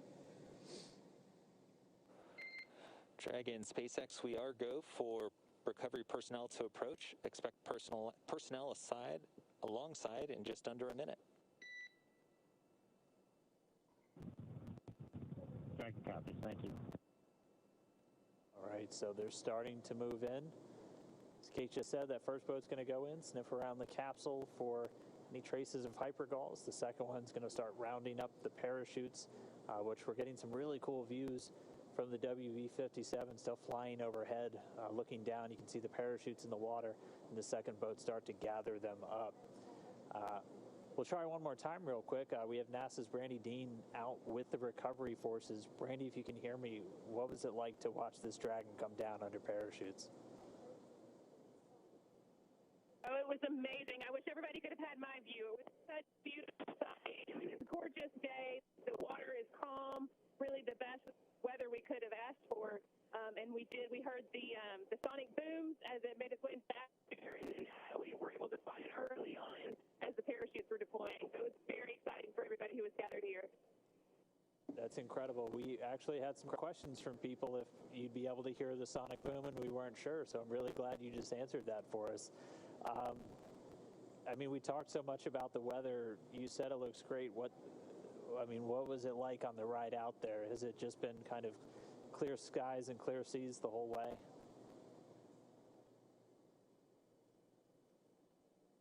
I'm not sure if you can hear me right now, but I think you're asking about the weather with clear skies. There are just a kind of a circle of clouds along the horizon, very low, but we were able to see the parachutes far above the clouds and follow it all the way until it splashed down.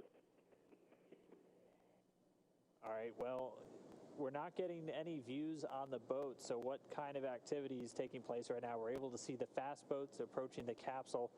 What's everybody doing on the boat to just kind of get everything ready? The boat's also making its way towards the capsule. I can't see it with my bare eyes yet, but we're getting closer. Everybody's been kind of standing by, holding ready positions for quite a while now. So as soon as it splashed down, people would just stand and start working on their own activities. All right, copy that. Well, we're going to keep watching from here. Thanks for calling in, and thanks for being out there with everybody and getting us these great views. It's really incredible. Thanks, Brandy. We hope to get you back in port soon, and we'll talk to you back in Houston.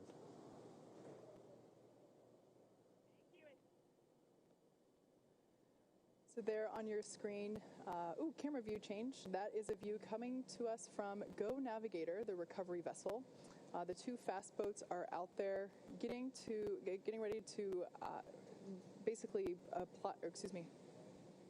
install the rigging equipment required to hoist Dragon out of the water. The other fast boat is actually collecting the parachutes from the water. We definitely want to bring those back on board with us. But shortly here, we should actually see one of the team members crawl up onto the side of the capsule in order to install the rigging, like I mentioned. That particular team member is highly experienced and highly trained. As you can imagine, climbing on top of an oddly shaped thing in the ocean could be a little tricky. So this person has undergone hours and hours of training and certification in order to perform this very important task. There on the right-hand side of your screen, we see the second fast boat approaching.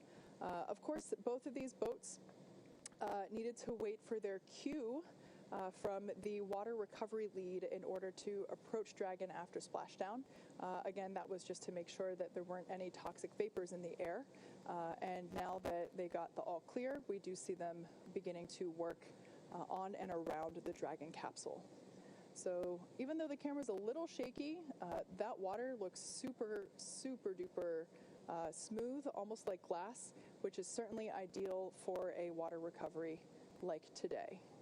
Yeah, got to remember that this is a view from the main recovery vessel, which was still a few miles away from the splashdown Dragon point. SpaceX. We have hypergol sweeps and unfired ordnance checks nominal. Rigger is on board the vehicle. About 5 minutes until capsule lift. Copy that. Yep, we see them walking outside, and good news. All right, confirmation there that all of those hypergolic vapor tests came out positive, or rather negative, which is a positive thing. So the team was able to approach, and now the crew member that is installing the rigging is on top of the capsule. It's difficult to see there because the slower vessel, the primary recovery ship, is a little further away. But as we heard, it's just a mere 2.5 minutes until they will be hoisted out of the water. I'm sorry, 25 minutes, not 2.5. I misheard that. Yeah, they're fast, but they're not that fast. We also have been hearing that the secondary boat, which its primary mission in this case is securing those parachutes, they've already got buoys attached to both drogues and 2 of the 4 mains, and already had eyes on the other 2, so they're moving through that work pretty quickly. Again, their primary responsibility getting those parachutes together. The drogues detaching from the spacecraft right before the deployment of the mains automatically detaching immediately as Dragon detected splashdown. All of that happening right per the timeline. Yeah, we've talked a little bit about the hardwired buttons that Bob and Doug have on their seats and in their control displays, and cutting the main chutes is one of those buttons. In the event that they weren't automatically cut after splashdown, Bob and Doug would have had the ability to do so. If the winds were stronger and they caught the parachutes, it could certainly create a condition where the capsule could be moved unintentionally by those dragging parachutes. So definitely want to avoid that. So that's one of the few buttons that are hardwired into the cabin for the crew.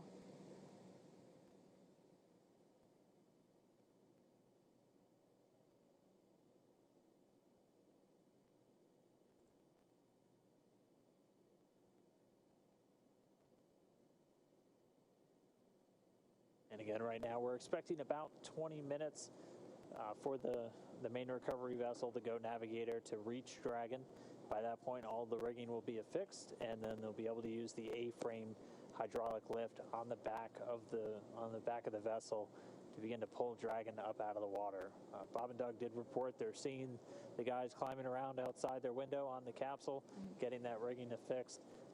Still doing good from all of their reports. And we're just going to see the vessel continue to close in. It's a little over 1.3 nautical miles still away, but you can see things starting to sharpen up in our view as it does draw in closer. One thing I didn't get to mention as the sequence events was happening, everything was going so quickly, just before the drogue deployment, the seats automatically rotated to about 26 degrees. And so if you think back to when we saw Bob and Doug while they were still on orbit and during the deorbit burn and all their departure burns, they were actually laying closer to on their backs at the 40-degree position, where essentially they were looking up at the top of Dragon capsule, like their stomachs were facing the top nose cone there. At this point, the seats would have rotated, so they're in a little bit more of an upright position. That's done to ensure that the loads experienced from landing are, doesn't hurt them. So at this point, they are not really laying on their backs in the ocean. They are seated upright a little bit, which would allow them to have a better view of the team working to install the rigging equipment.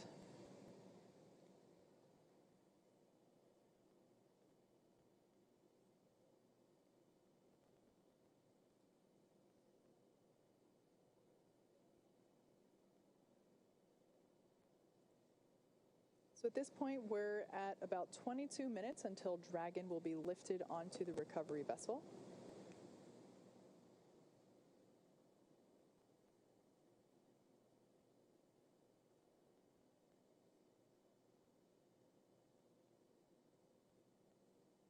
Bob and Doug are still strapped into their seats, kind of like an airplane.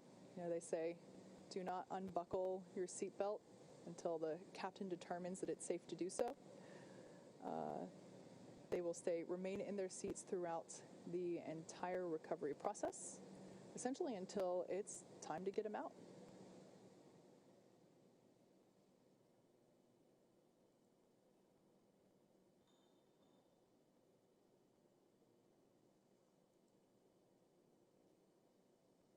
Like I said, we are expecting to lift Dragon onto the Go Navigator recovery ship in about 21 minutes. And then in 28 minutes, we will be opening that hatch and beginning crew egress, also known as exit. And we did hear the rigging is pretty much complete, so right as they arrive there at the capsule, the main recovery vessel will be able to begin getting it up out of the water.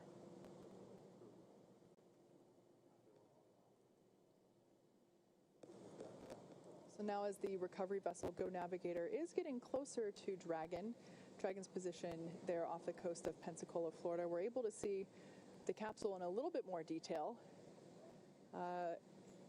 It is certainly no longer a bright shade of white.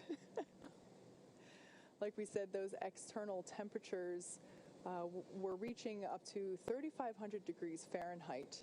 So the thermal protection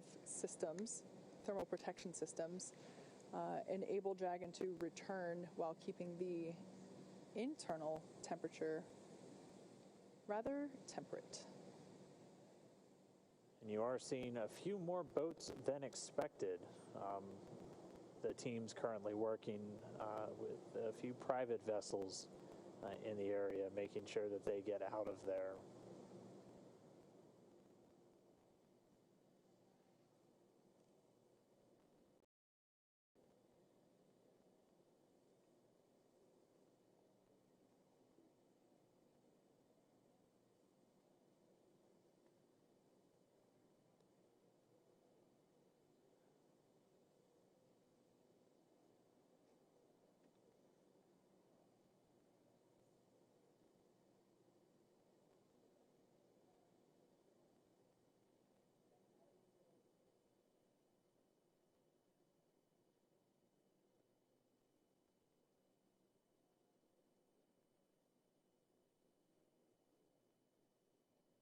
And now we see one of those SpaceX fast boats moving in.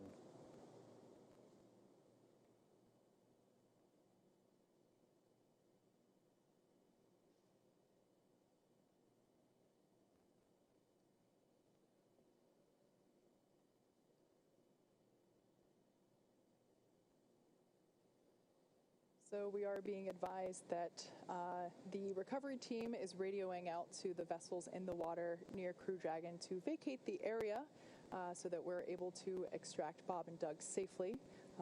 Also for the safety of those folks in the area as well, not just Bob and Doug. Yeah, this is obviously a dynamic operation. One of the first things we do is make sure there aren't essentially poisonous fumes around the capsule, so something like this just really can endanger the whole thing, endanger the crew members and endanger themselves. So the SpaceX team is moving in to try and get them away so they can safely recover the Dragon capsule and get Bob and Doug on deck and safely inside their medical quarters. So we can see them, they're getting a lot closer. We expect about 10 minutes or so until they should be in position. All the rigging has been affixed on the Dragon capsule, and once they arrive, they'll be able to use that hydraulic lift to get Dragon up and out of the water.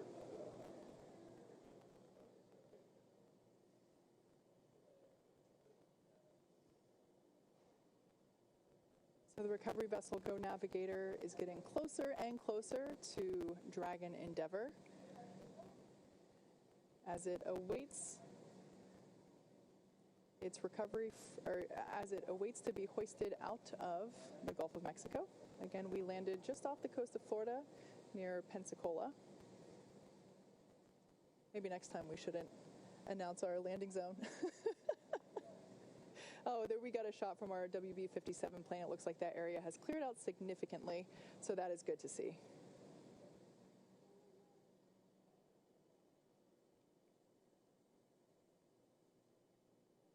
And we're also hearing that all of the parachutes have buoys on them, so also good news as the recovery process continues for SpaceX DM-2.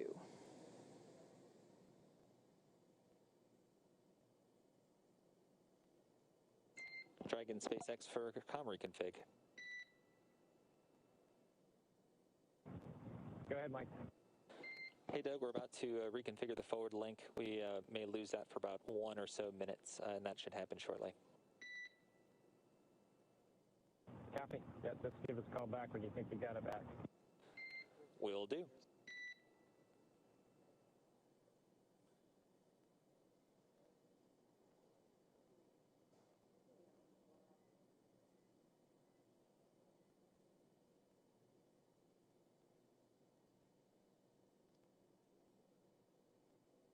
So as the main vessel gets closer, it's going to back up and get its hydraulic lift set up right next to the Dragon capsule, still in the water. Bob and Doug still inside, just waiting for that recovery. We should start the hoisting operations in the next 10 to 15 minutes, and then it'll be a pretty quick that hydraulic lift into the Dragon nest on the deck of the boat, or the ship rather, and then they'll move it underneath the helipad into essentially the crew recovery area, where they'll have a platform right up to the hatch. They'll be able to open up the hatch. SpaceX medical doctor will be the first one through the door, able to do a quick check-in with Bob and Doug on their status, and then he and the other medical doctors, flight surgeons, and trained technicians will begin to help them out of the capsule. Yeah, earlier, just after splashdown, we did hear Bob and Doug report that they were feeling good after reentry, so that was relayed to the flight surgeon, and good news to hear. Again, this is a view coming from the WB-57 plane as it is circling the area, and we can see Dragon awaiting to be pulled out of the water. Again, we are anticipating that lift to begin in just under 15 minutes. We're approaching 14 minutes here. And then in 21 minutes, we will have an open hatch. You can see the main recovery vessel in the top right there. That's the helipad with the big SpaceX X on top. It's now backing up towards the capsule. Certainly not to be confused with one of our landing drone ships.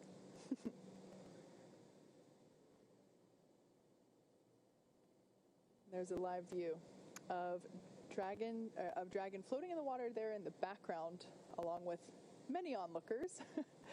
Certainly from a safer distance at this point. This is a live shot coming from Go Navigator, our primary recovery vessel here. So its Crew Dragon is also accompanied by the fast boats that are helping to bring it in closer. And there you can see a couple of the recovery team members on the deck. And also just behind them, we get our first good view of the nest. Yes, so this is essentially the nest in the background there. Dragon will be hoisted using the hydraulic lift out of the water and into that nest. That nest will then be pulled towards the camera from this view, towards those individuals on that upper deck there.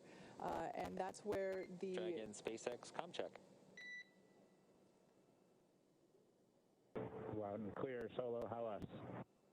Loud and clear as well, and from the video, it looks like the boat is about one length away, about 5 to 10 meters, backing up to you.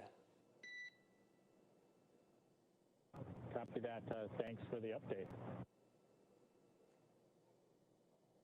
All right, so good news there. We're getting ready to see Dragon to be lifted out of the water and into the recovery nest.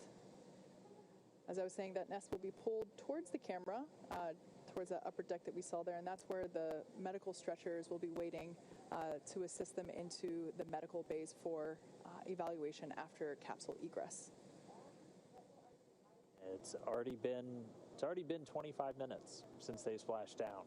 It doesn't feel like it. That was definitely the fastest 25 minutes of the day. the timeline we were anticipating was for the lifting operations to start within about 30 minutes, so we're pretty much right on the timeline still. That's been a pretty common thing so far today.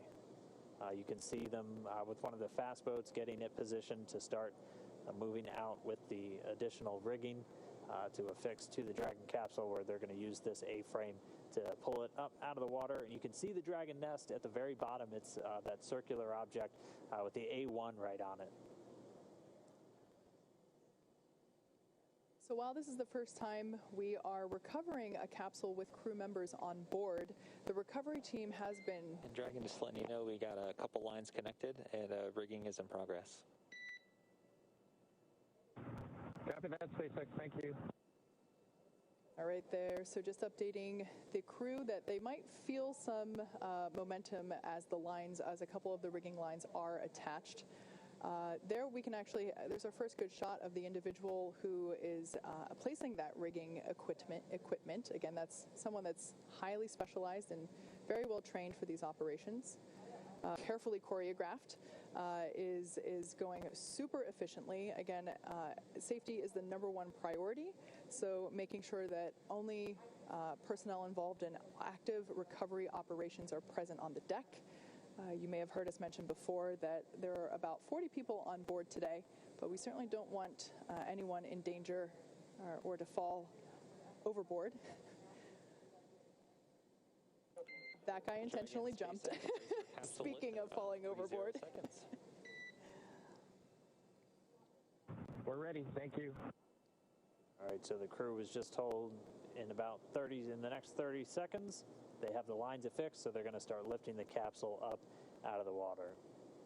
And at this point, the communication we're getting with Dragon is actually being routed through the boat itself at this point.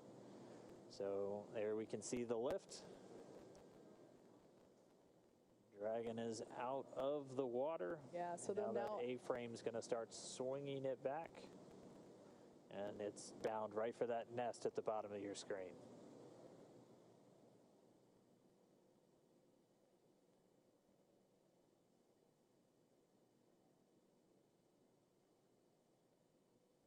There we're getting a better shot of all the points in which Dragon is tethered to the hydraulic lift, ensuring that it isn't swinging freely.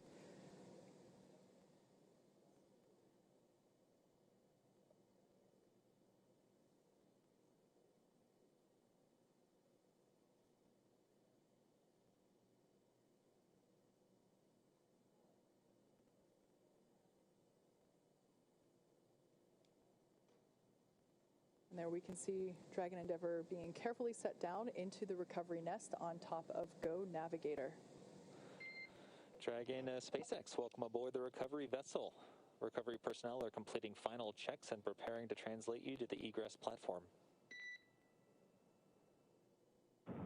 Be happy. Thank you.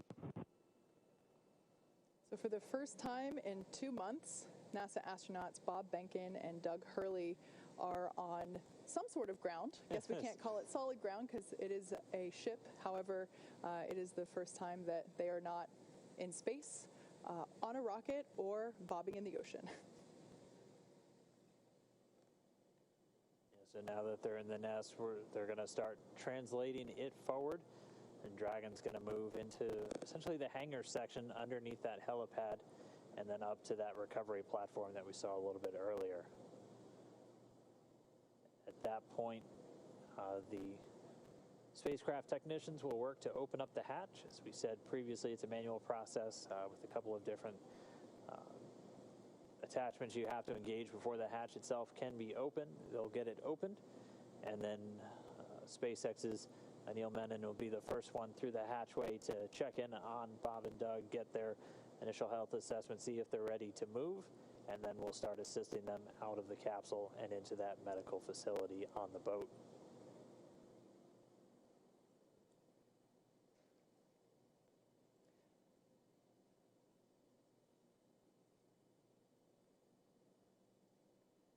So at this point, the recovery team is doing final securing of the capsule in preparation to actually move the recovery nest closer to the interior of the ship. It'll actually be in a little bit of a covered deck there. We saw that camera view earlier, looking straight out from the center of the boat. So once Dragon is secured in the nest will be translated then forward and closer to the recovery, closer to the position in which we're able to actually open the hatch. So while Dragon is on board safely, we're not able to do that just yet. Yeah, they're working to detach some of those lines that were used to hoist it using the A-frame, and we heard that they should be done with that in just a moment, and then we'll start that translation.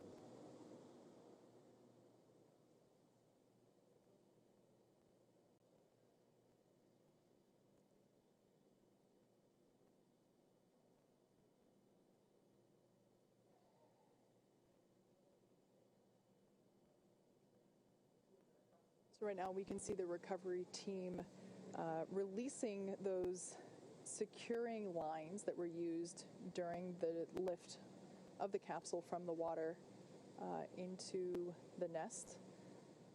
So they are releasing those securing lines from the sides, making sure it is secure from the bottom.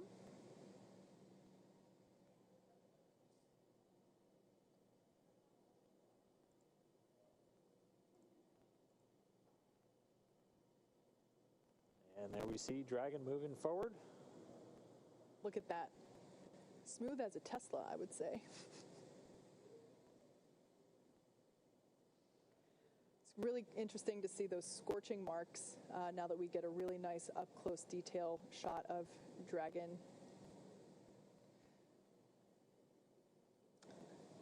Standing by for the go for side hatch open. That rounded square there in the center of the capsule is that side hatch, and on either side are those oval windows. Dragon SpaceX, stand by for side hatch opening and egress. Copy, we're ready. All right, crew got the call. We are go for hatch open.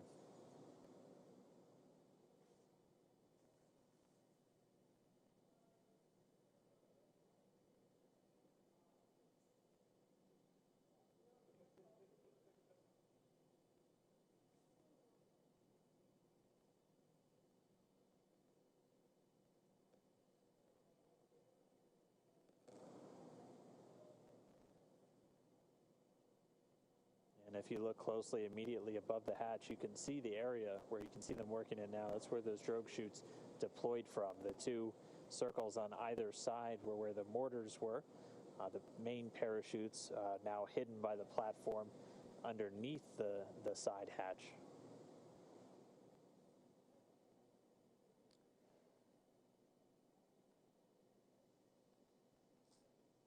So the crew is in the process of removing the side hatch. We can see that Go Navigator is in transit. It is making its way back to the Pensacola Naval Air Station.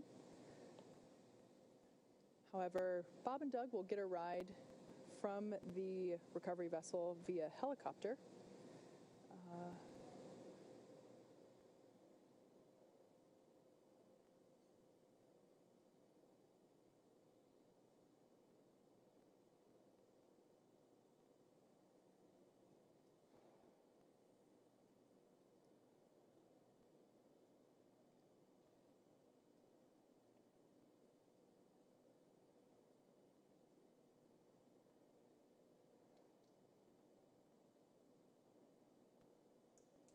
So again, we're preparing to open the side hatch, and once that is done, the flight surgeon will pop his head in, do an initial check, see how Bob and Doug are doing.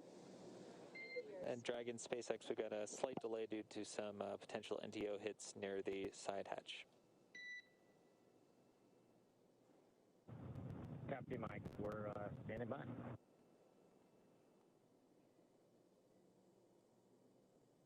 And so they're still continuing to do kind of those sniffs, so checking for any vapors or anything. So those NDO, it's NO2, nitrogen dioxide, primarily can get detected in the air from the burning of fuel. So they're going to continue to just inspect around the capsule, make sure that it's, again, safe for the crew, safe for the recovery experts before they get this hatch open. But again, moving right along the timeline, it's since they splashed down at 11:48 a.m. Pacific.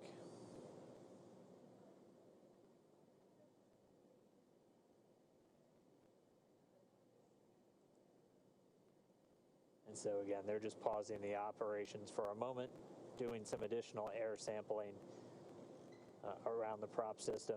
We still have telemetry being fed from the vehicle, so flight controllers here in Hawthorne able to monitor prop tanks, propulsion tank pressures, and not seeing any issues with those at the moment.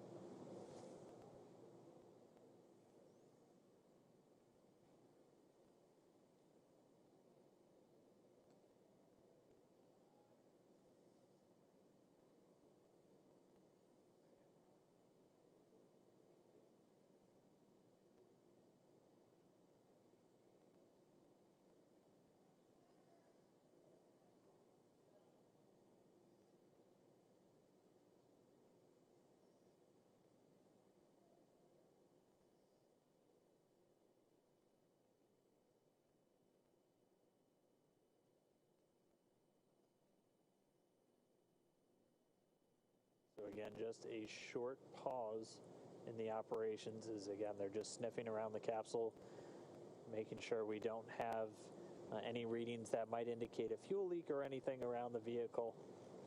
They did detect some NDO, some nitrogen dioxide, which is typically a residue that arises from the burning of fuel.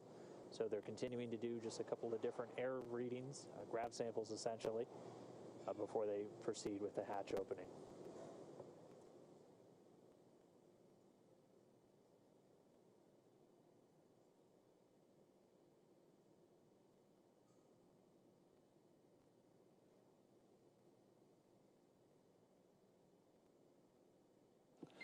And Dragon SpaceX update, we're still investigating. Looks like we'll be setting up a service section purge. We're working on an ETA for you. Copy.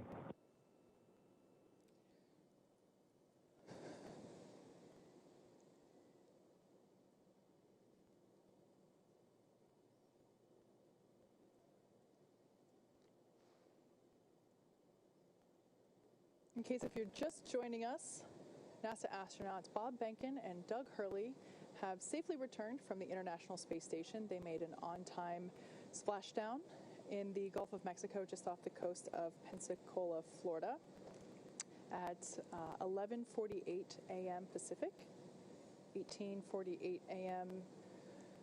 Universal Time. And they have been pulled out of the water and hoisted onto the recovery vessel Go Navigator. And right now, the team is just completing, they did an initial check and found that there might be some remnant vapors, which we certainly don't want to be around when we have Bob and Doug coming out of the capsule. So the team is working to purge the service section in preparation for crew egress. Just a little commentary on the hatches that we've been talking about. So while Dragon's top hatch is used to connect to the International Space Station, that's the one that's located under the nose cone, which is currently hidden there at the top of the capsule. This is the side hatch is what is utilized for ingress and egress, both on the launch pad as well as coming up here on the recovery vessel. When the capsule is docked to the International Space Station, they will use the forward hatch to exit and enter the capsule. Something to note that once that side hatch is opened, it'll be the first time that Bob and Doug have gotten a breath of fresh air. The first time that they've been able to do so in 2 months since they boarded the Falcon 9 at the start of their mission back on May 30th. Yeah, with an on-time splashdown, they return with almost exactly 64 days in space on this mission, just a few minutes shy of that. So I know they're looking forward to it. At a minimum, in a little bit more of a stable condition now that they're on the boat, not in the water. But again, our team's just continuing to step through. They're reporting that they're seeing all of the vapor levels that they initially detected have been dropping, and that service section purge. Dragon SpaceX, we show that levels are declining, but are continuing with purge. Copy.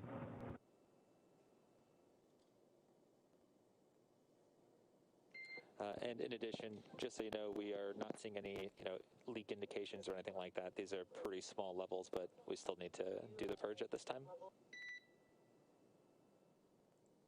Okay, copy. Yeah, you're reading our mind, Mike. We were just wondering if you saw any indications of a leak or some depressurization somewhere, but it sounds like it's just part of the deal. Yeah, that's a good readback, Doug.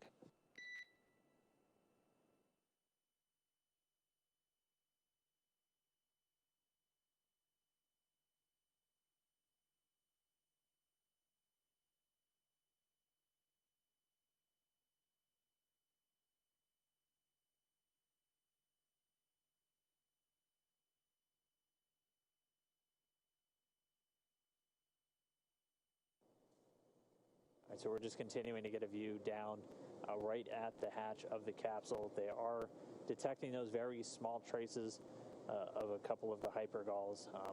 The one we've heard specifically mentioned was NDO or NO3 nitrogen or NO2 nitrogen dioxide. They are at very low levels, obviously not at a very harmful level, as we still have people in close proximity to the capsule. They are going through with the purge. They're not seeing any indications of a leak in the service section of Dragon. That's where pretty much all of those different fuel tanks with the hypergalls are located inside the capsule.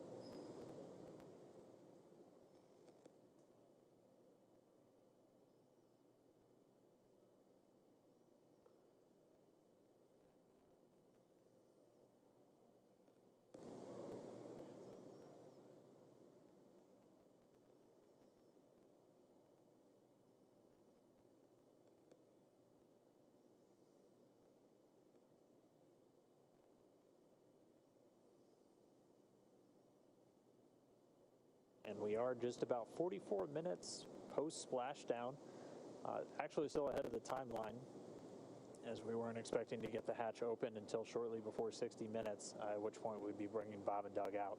So this service section... SpaceX, another update. The service section purge should begin in a bit under 5 minutes. Right now we're showing NTO about 2x of our personnel exposure limits, and we're hoping once we start the purge it'll drop down for us.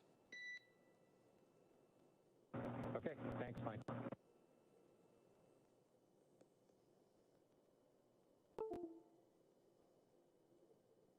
And I'm going to have to correct myself. So it's NTO, that's the dinitrogen tetraoxide, and that's one of the hypergolic fuels used inside Dragon for powering those Draco thrusters.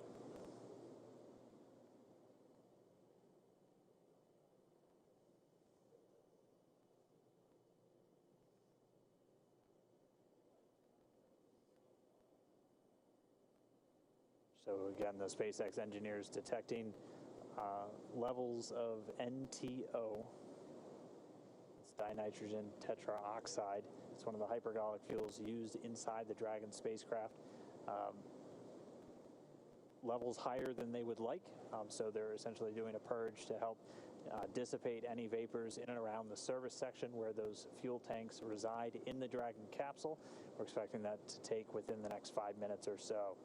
We were still expecting the crew out inside of an hour, so still on the timeline or a few minutes ahead, and we should be seeing Bob and Doug. Once we see those levels continue to drop around the capsule, we'll begin to step through the hatch opening process once again.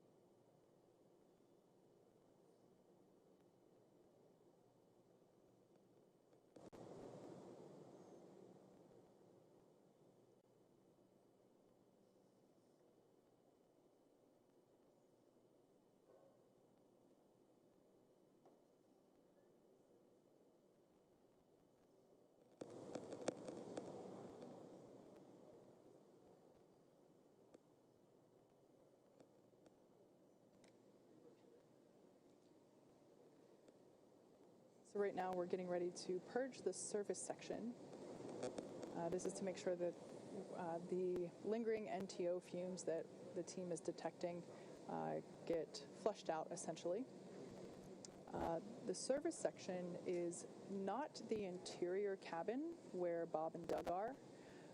It's actually the part of the capsule that is outside of the place where Bob and Doug are. It's external to the cabin, but it's inside the capsule itself. So you can think of it as the space between the exterior of the Dragon capsule and the interior space where Bob and Doug are. I think the interior pressure vessel, essentially. Yes, exactly. Yeah. So Bob and Doug are fine. The air that they are breathing is, that nitrox mix that they've been getting throughout the entire duration of today's operations. But it'll be essentially the area below their cabin, completely sealed off from the service section.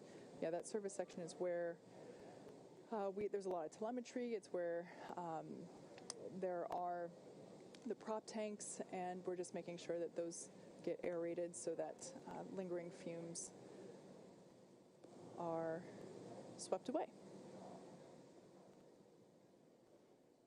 Yeah, again, they had detected higher levels than they want to see of nitrogen tetroxide. That's one of the two hypergolic fuels used in Dragon, the other one being monomethyl hydrazine. Those two fuels, essentially when thrown together, even without an ignition source, will react. That's what makes them hypergolic fuels. Much simpler, more elegant solution used in a lot of on-orbit maneuvering systems in spacecraft.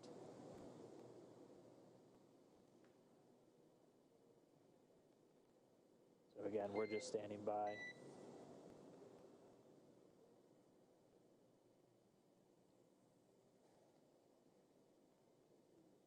So as you can see on your screen, there is one crew member that has kind of what looks like a... Dragon SpaceX, don't have a huge update for you. Just letting you know the service section purge is still in work.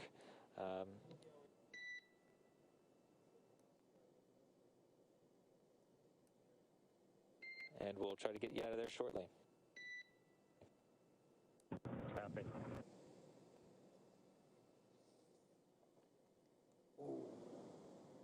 So as I was saying, two individuals on your screen there, one with a face mask and what looks like a scuba tank there with some clean breathing air. There might be another crew member with the same personal protective equipment or PPE that will come on deck here. That type of equipment, there we go. That's the kind of equipment that is required in order to perform this purge. Again, the NTO the fumes from that are toxic. And of course, we want to keep all crew members safe as we prepare the side hatch for opening in order to let Dragon Bob and Doug SpaceX, egress. looks like limits are dropping and getting pretty good. We're still continuing with the purge just to be extra sure. Okay, that sounds good, Mike. Thank you.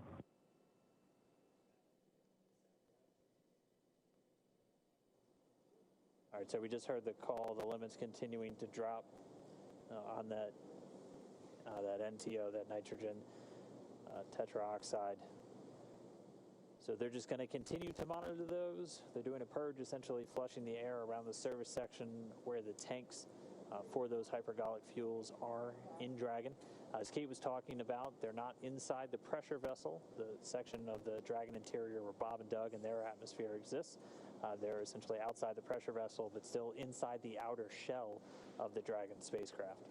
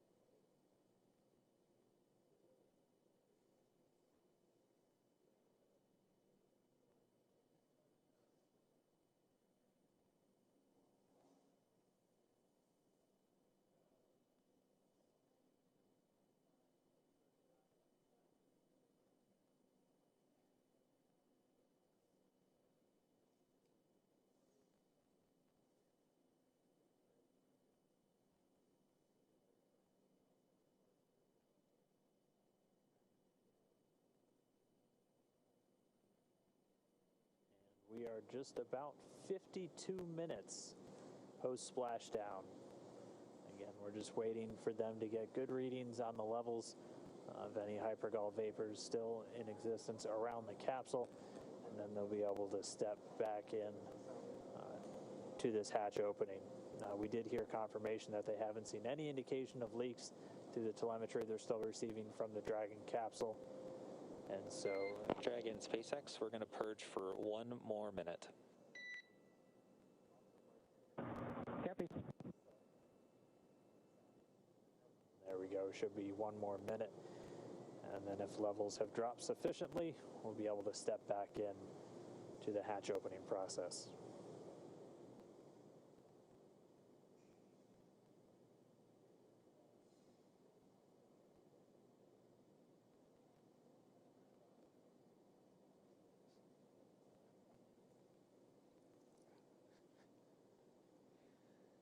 Bob and Doug will be getting assistance from the recovery teams while exiting Dragon Endeavour. This is the same process for any returning long-duration crew members, as returning to a gravity-rich environment can, be a little jarring, wreak havoc with our vestibular system, which is responsible for maintaining balance and motion. Of course, as you've heard us say multiple times earlier, safety is our #1 priority with this operation. So you will see both Bob and Doug helped out of the capsule and assisted to just the few feet over to the medical quarters aboard the boat.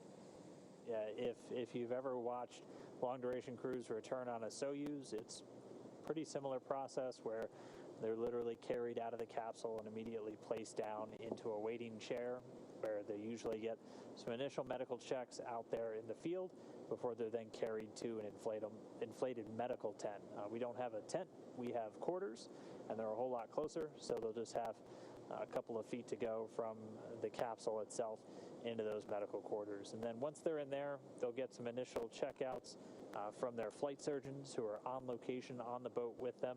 These are the people that have essentially been responsible for their health and well-being throughout their mission, both beforehand, all of their pre-flight data takes, offering them support in the lead up to launch, and then the entire time while on board the International Space Station. And then they're right here with the front line, with the recovery teams, ready to welcome them home.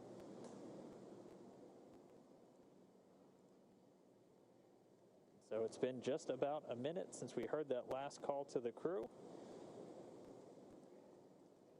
We should be just about done with the purge. We're going to stand by, and hopefully we'll resume these hatch opening operations in just a moment.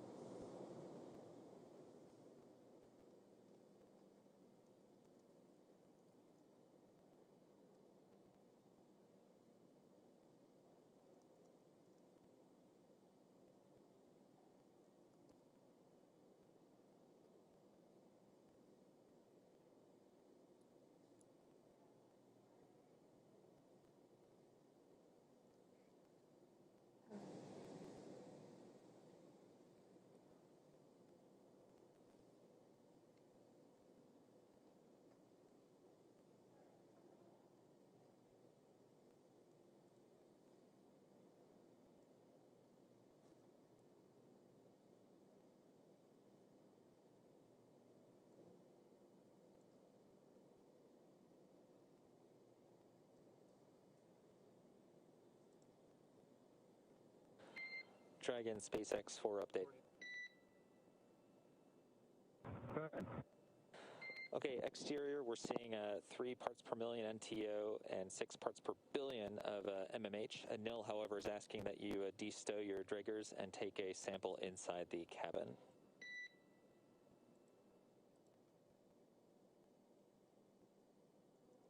Yeah, which detector? What number, Mike? Yeah, it'll be detectors 2 and 3 in location 14. Copy. Okay, thanks, Doug. All right, so we just got the call out of the current readings of both the NTO, the nitrogen tetroxide, and the monomethyl hydrazine, either in the parts per million or the parts per billion. But just as an extra safety precaution, We heard Anil, so Anil Menon, the medical authority from SpaceX on the boat, asking the crew to take out some air detectors that they have inside with them just to do some quick sampling inside the cabin itself. So again, we've said it before, we'll continue to say it throughout, safety the top priority with this operation. So the teams are going to be very methodical and make sure that everything is in a good setup, a safe environment, not only for the crew themselves, but also for our recovery forces. But for now, Bob and Doug still inside of a Crew Dragon. We are just 58 minutes post-landing.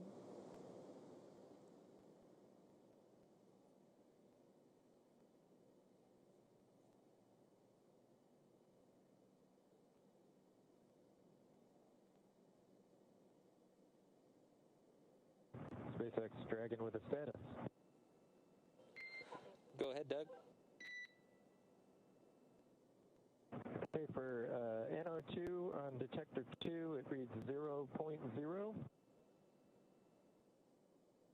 And on detector 3, it also reads 0.0 for MMH. Okay, great news. 0.0 for detectors 2 and 3 for NO2 and MMH. Thank you very much. That's good copy. And so Doug Hurley reporting zeros across the board, no traces of either the NTO or the MMH.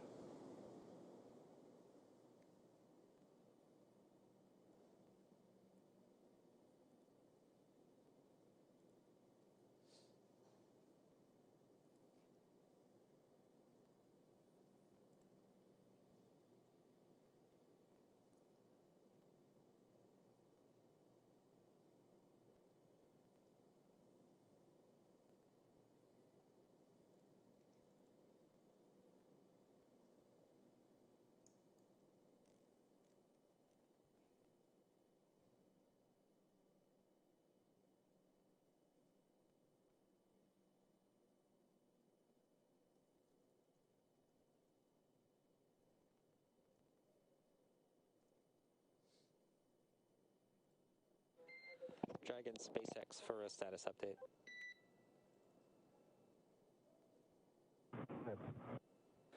Okay, so currently our exposure limits are below limits, but the purge is actually doing a pretty good job. We saw NTO go from 3 parts per million down to 1.5 over the last few minutes.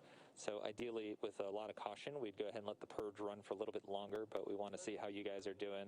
If you're okay with continuing with the purge versus knock it off and get you guys out of there quickly. Yeah, we're fine hanging out, Mike. No problem here. Okay, thanks for that, Doug. We'll keep working the purge to get us down, and thanks for that. Thanks for that. Yeah, let's just keep everybody safe. No reason to rush. Yeah, we concur.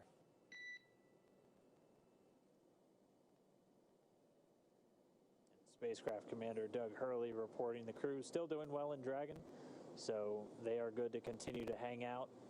The medical authority there on the boat recommending as long as the crew is okay and still doing well inside Dragon, they'll just continue with the purge, trying to get those trace readings of any hypergol vapors all the way down to 0.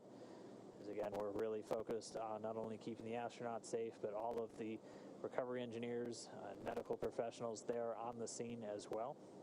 So they're going to continue this purge, just dispelling the immediate area around the service section of the Dragon spacecraft. So this is really a series of fuel tanks outside of the pressure vessel, so where Bob and Doug are inside the Dragon spacecraft, which they did some quick readings inside the cabin and had zeros across the board.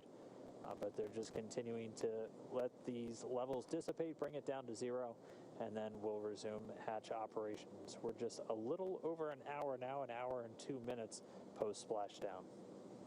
Yeah, good to hear Bob and Doug report that they're good hanging out, meaning they're feeling all right, and they're pretty comfortable staying inside for just a couple more minutes. Yeah, they were doing their best prior to leaving of playing up their expected seasickness. So good. It is good to hear that they're doing well still inside the Dragon capsule.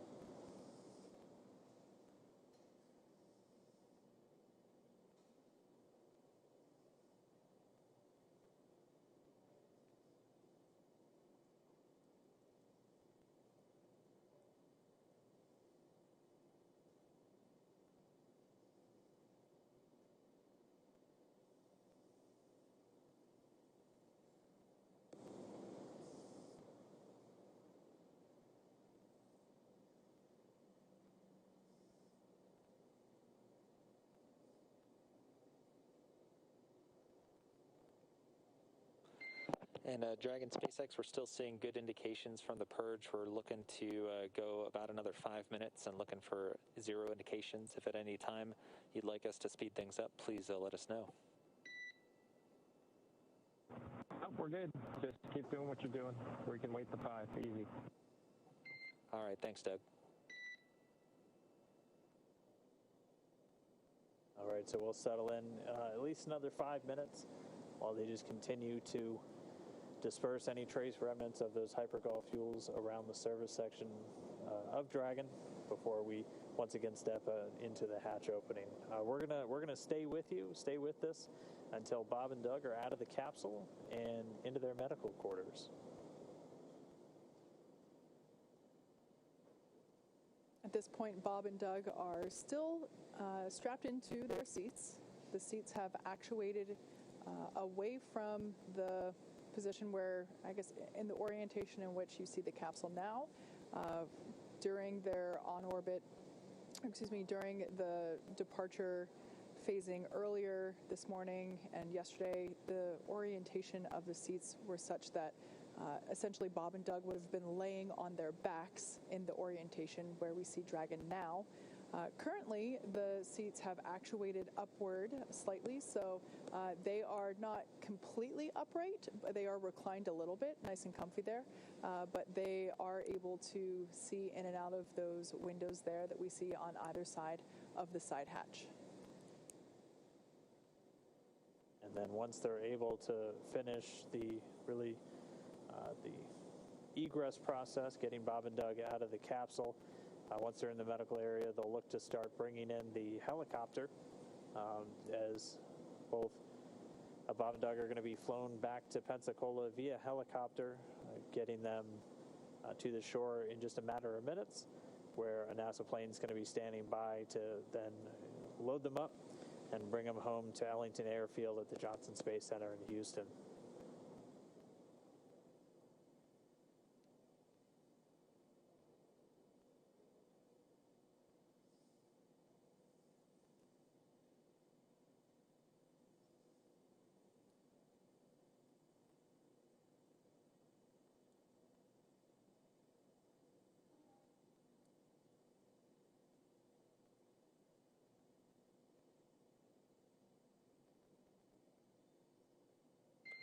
And Dragon SpaceX, things are still trending well. We're expecting another reading in about 2 minutes, so at 19:56, and looking to hopefully egress you guys shortly after that. Okay, sounds good, bud. Thank you.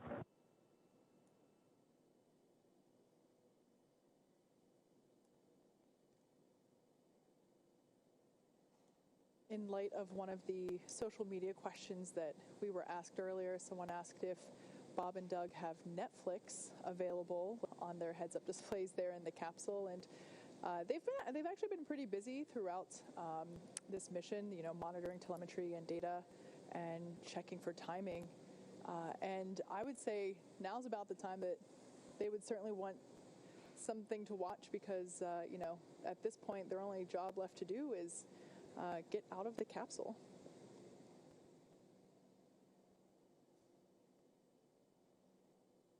Has to be a feeling of just success, though, for those two.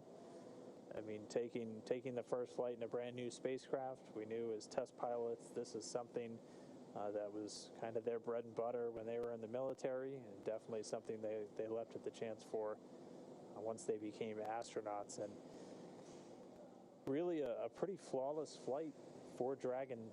Obviously, we'll have all of the post-flight review coming up in the next several weeks.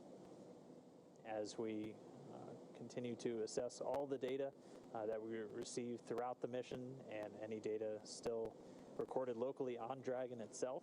And we'll be spending the next several weeks going through and assessing the mission and working through the certification process.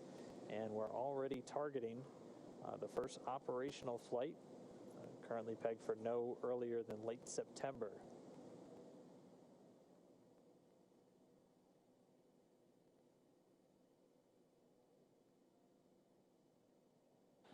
And Dragon SpaceX, we're now planning to stop the purge in 1 minute at about 19:57. Copy. Thank you.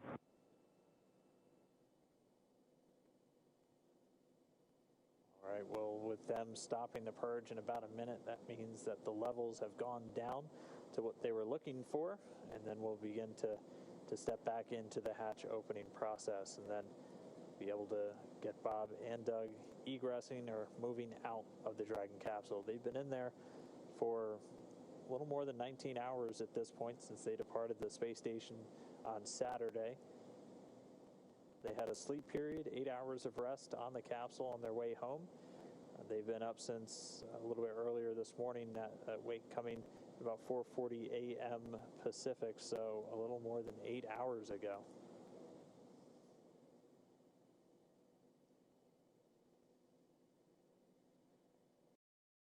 One of the great challenges in this world is knowing enough about a subject to think you're right.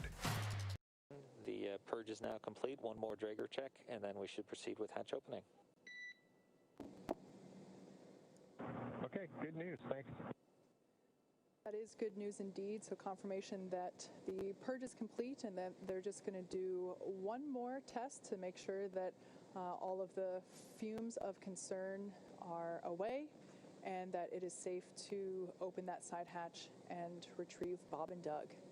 Once again, once that side hatch is open, our flight surgeon will be the first to say hello, get a quick medical checkup, although based on the reports that that the crew have been giving us along the way, it sounds like they're doing great, they're feeling good, and they're pretty comfortable there inside a Crew Dragon.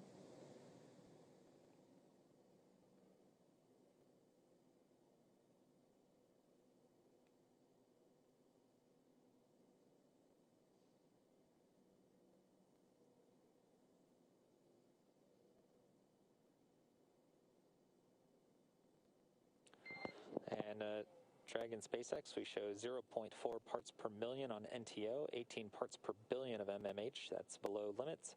We are proceeding with hatch opening. Okay, great news. Thanks, Mike. All right, so there's the green light we've been waiting for. In fact, the green light we've been waiting for months at this point. This is our first opportunity to say hello to Bob and Doug, our favorite space dads, as they are now about to egress or exit from Dragon Crew Endeavour. Again, this is the culmination of what has been about a 19-hour journey home, all starting yesterday as they departed the International Space Station. So this hatch will be manually opened, and once doing so, Flight Surgeon Anil Menon will say hello and make sure that they're still doing all right, and then proceed to assist them with exiting the capsule.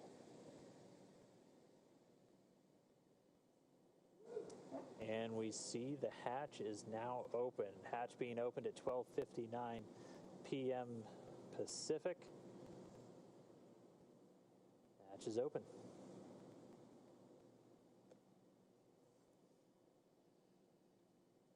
So right now they're going to put a piece of equipment in there that basically smooths out the edges and makes sure that it is a comfortable exit from the Dragon capsule. Just a little piece of structure there to ensure that the hatch will remain open and that any sharp edges around that side hatch are protected.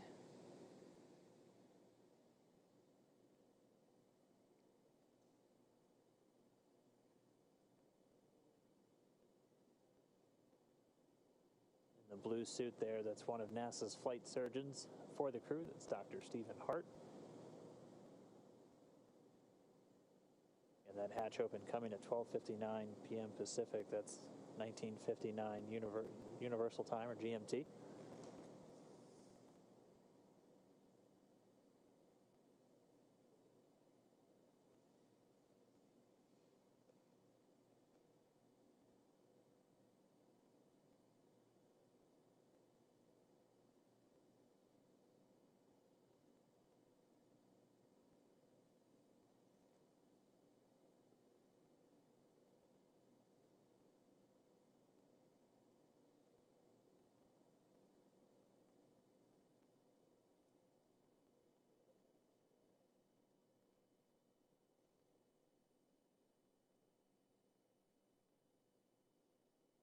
So once again, the SpaceX recovery team is now assisting NASA astronauts Bob Behnken and Doug Hurley to exit the spacecraft. Sorry, we got the hatch open just about 2 minutes ago. We paused for a little while as they were just detecting some trace amounts of some of the hypergol fuels. So we executed a series of purges. And then once those were down back in acceptable limits, we were able to then start with the egress. So there we see a stretcher on deck. This is normal. This is part of the standard recovery procedure. And it is just simply to ensure Bob and Doug remain safe. Like we said, readjusting to gravity can be a little challenging. Dizziness can often occur, especially when you're on a boat. SpaceX Dragon, recap.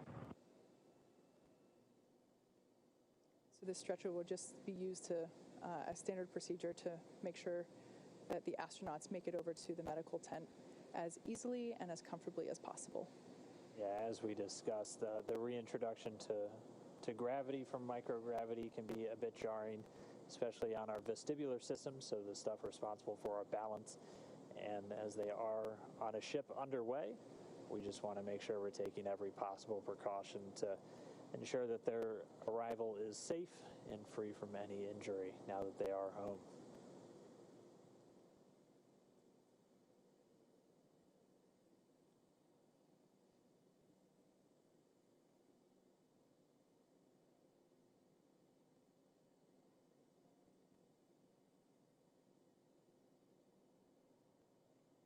And they're working to get a few of the items from the seats out of the way first before they begin extracting our crew members.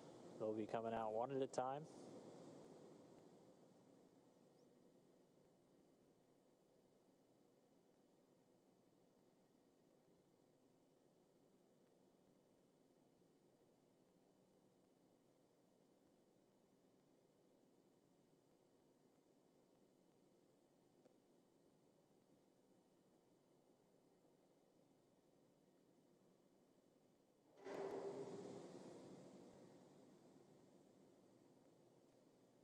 As we saw during the ascent portion of this mission, there is enough room inside the capsule for them to do a backflip in microgravity. However, considering there's a couple folks in there right now from the recovery team. Check. Got you loud and clear. Quick comm check there between Dragon and Mission Control And here. Solo from the PLC, I just wanted to thank you guys for bringing us home safe before I disembarked from ship Endeavour. I'm sure Doug will have some good words for you guys as well, but thank you for doing the most difficult parts and the most important parts of human space flight, getting us into orbit and bringing us home safely. Thank you again for the good ship Endeavour.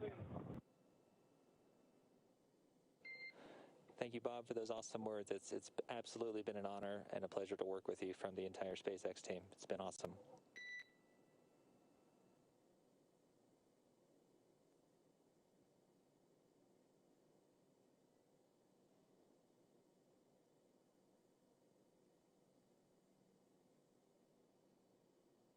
Some initial words from NASA astronaut Bob Behnken.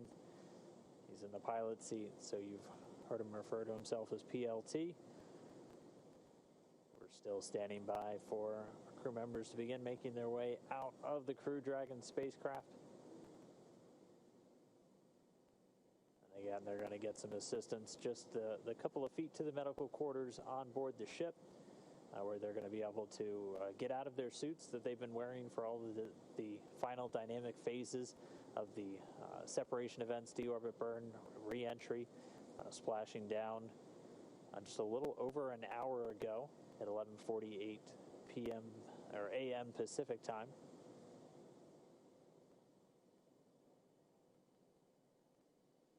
Again, the recovery team. SpaceX Dragon from the commander. Go for SpaceX.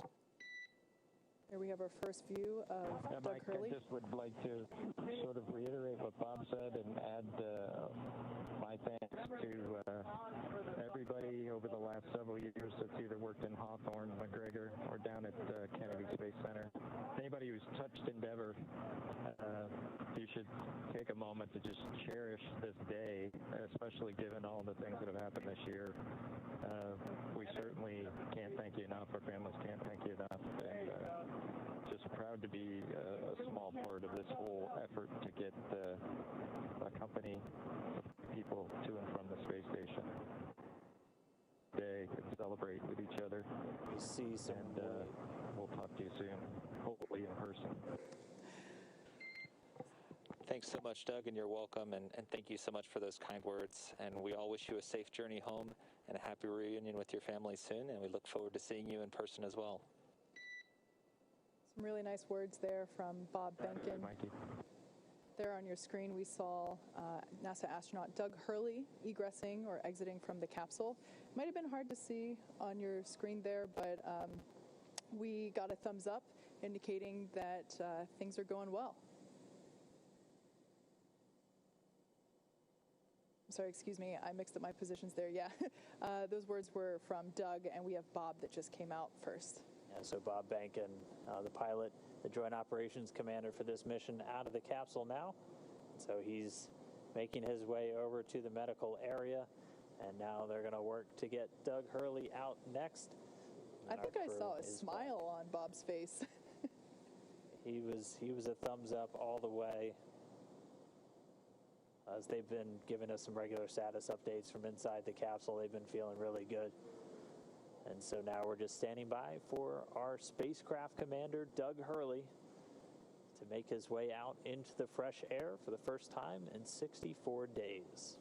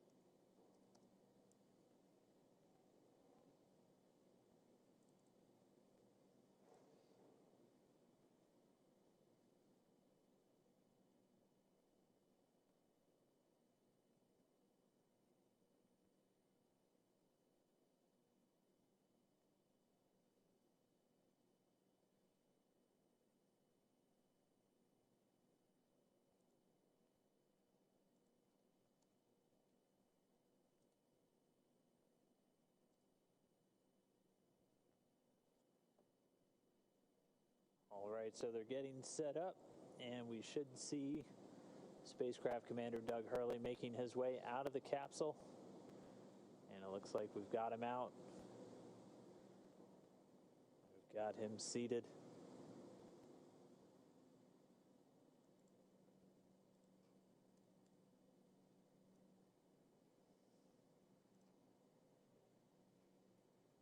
And there we go, another thumbs up. We've got some applause here. And as you can see in Mission Control, a standing ovation for a job well done all around. Yeah, our crew members, Bob and Doug, are now safely back home on Earth, and they're going to get checked out now by the NASA medical team. They're going straight into the medical quarters on board the ship. That'll be their first stop on planet Earth, and then they're going to be making their way up into a helicopter and then heading back to dry land. So once they're complete, the team's going to prepare Dragon itself, and they're going to begin taking it back to shore. It's been an incredible, incredible mission. This all kicked off just 2 months ago on May 30th from Launch Pad 39A at the Kennedy Space Center in Florida. We had a successful liftoff. We had to dodge around some weather. It was suspenseful, clearing up the last possible moment. They had a flawless ride to orbit, a 19-hour journey to the International Space Station, where they just spent 62 days on board, 64 total days in space. They were Expedition 63 crew members doing science experiments, spacewalks, repairs, everything on board the orbiting laboratory. Their journey home began yesterday when they closed the hatch to Dragon and undocked hours later at 4:35 p.m. Pacific. After 4 successful departure burns and a phasing burn to line up their orbit, Bob and Doug rested up before waking up for re-entry earlier this morning. We successfully jettisoned Dragon's trunk and performed our final on-orbit maneuver, the deorbit burn, at 10:56 a.m. Pacific to send Dragon on the path home. The spacecraft successfully re-entered the Earth's atmosphere and slowed its descent with successful deployments of 2 drogue parachutes and 4 mains, with the final splashdown occurring off the coast of Pensacola, Florida at 11:48 a.m. Pacific, right on time. Following that successful splashdown, we saw SpaceX recovery experts quickly move in and prepare Dragon Endeavour for its lift onto the recovery vessel. And just a little less than an hour following splashdown, we saw Bob Behnken and Doug Hurley make their way, thumbs up, out of Dragon and into the recovery ship's medical facilities, safe and sound. Yeah, we just got word that the helicopter itself should be landing soon, so that'll be their next step in their journey. They'll catch a short flight back to shore where they're going to transfer to a waiting NASA plane for another short flight back over to Houston. They're going to be reunited with their families, and that's going to bring an end to this historic flight. It's really been an honor and a privilege to share this journey with all of you as we open up this new era in human space flight. But I mean, just as we close the book on this mission, we're already counting down the days to the next crewed Dragon flight. Yeah, absolutely. SpaceX and NASA will now begin the process of reviewing data and telemetry from this successful demonstration mission to prepare us for Crew 1, which is currently targeted to launch no earlier than late September. Crew 1 will be SpaceX's first operational flight, flying a full crew of 4 astronauts, including our first from Japan, one of the international partners on the space station. The mission will last approximately 6 months. It has been an incredible honor and joy to share this mission with the public, and the teams from SpaceX and NASA have worked so hard to get here and return this capability to fly humans from America. Continue to follow SpaceX and NASA online and on our social media updates for the next steps on the commercial crew program and the countdown to Crew 1. And we're going to continue to share the progress of Bob and Doug's trip back to Houston on social media. We also have a briefing coming up real soon. It's going to include NASA Administrator Jim Bridenstine and officials from NASA and SpaceX. That's coming up right at the bottom of the hour, 1:30 p.m. Pacific, 4:30 p.m. Eastern, 20:30 GMT. So we're going to say thanks one more time for tuning in, cheering on Bob and Doug as they return home. And we'll see you next time when we'll once again be sending astronauts on American rockets in American spacecraft from American soil. So long.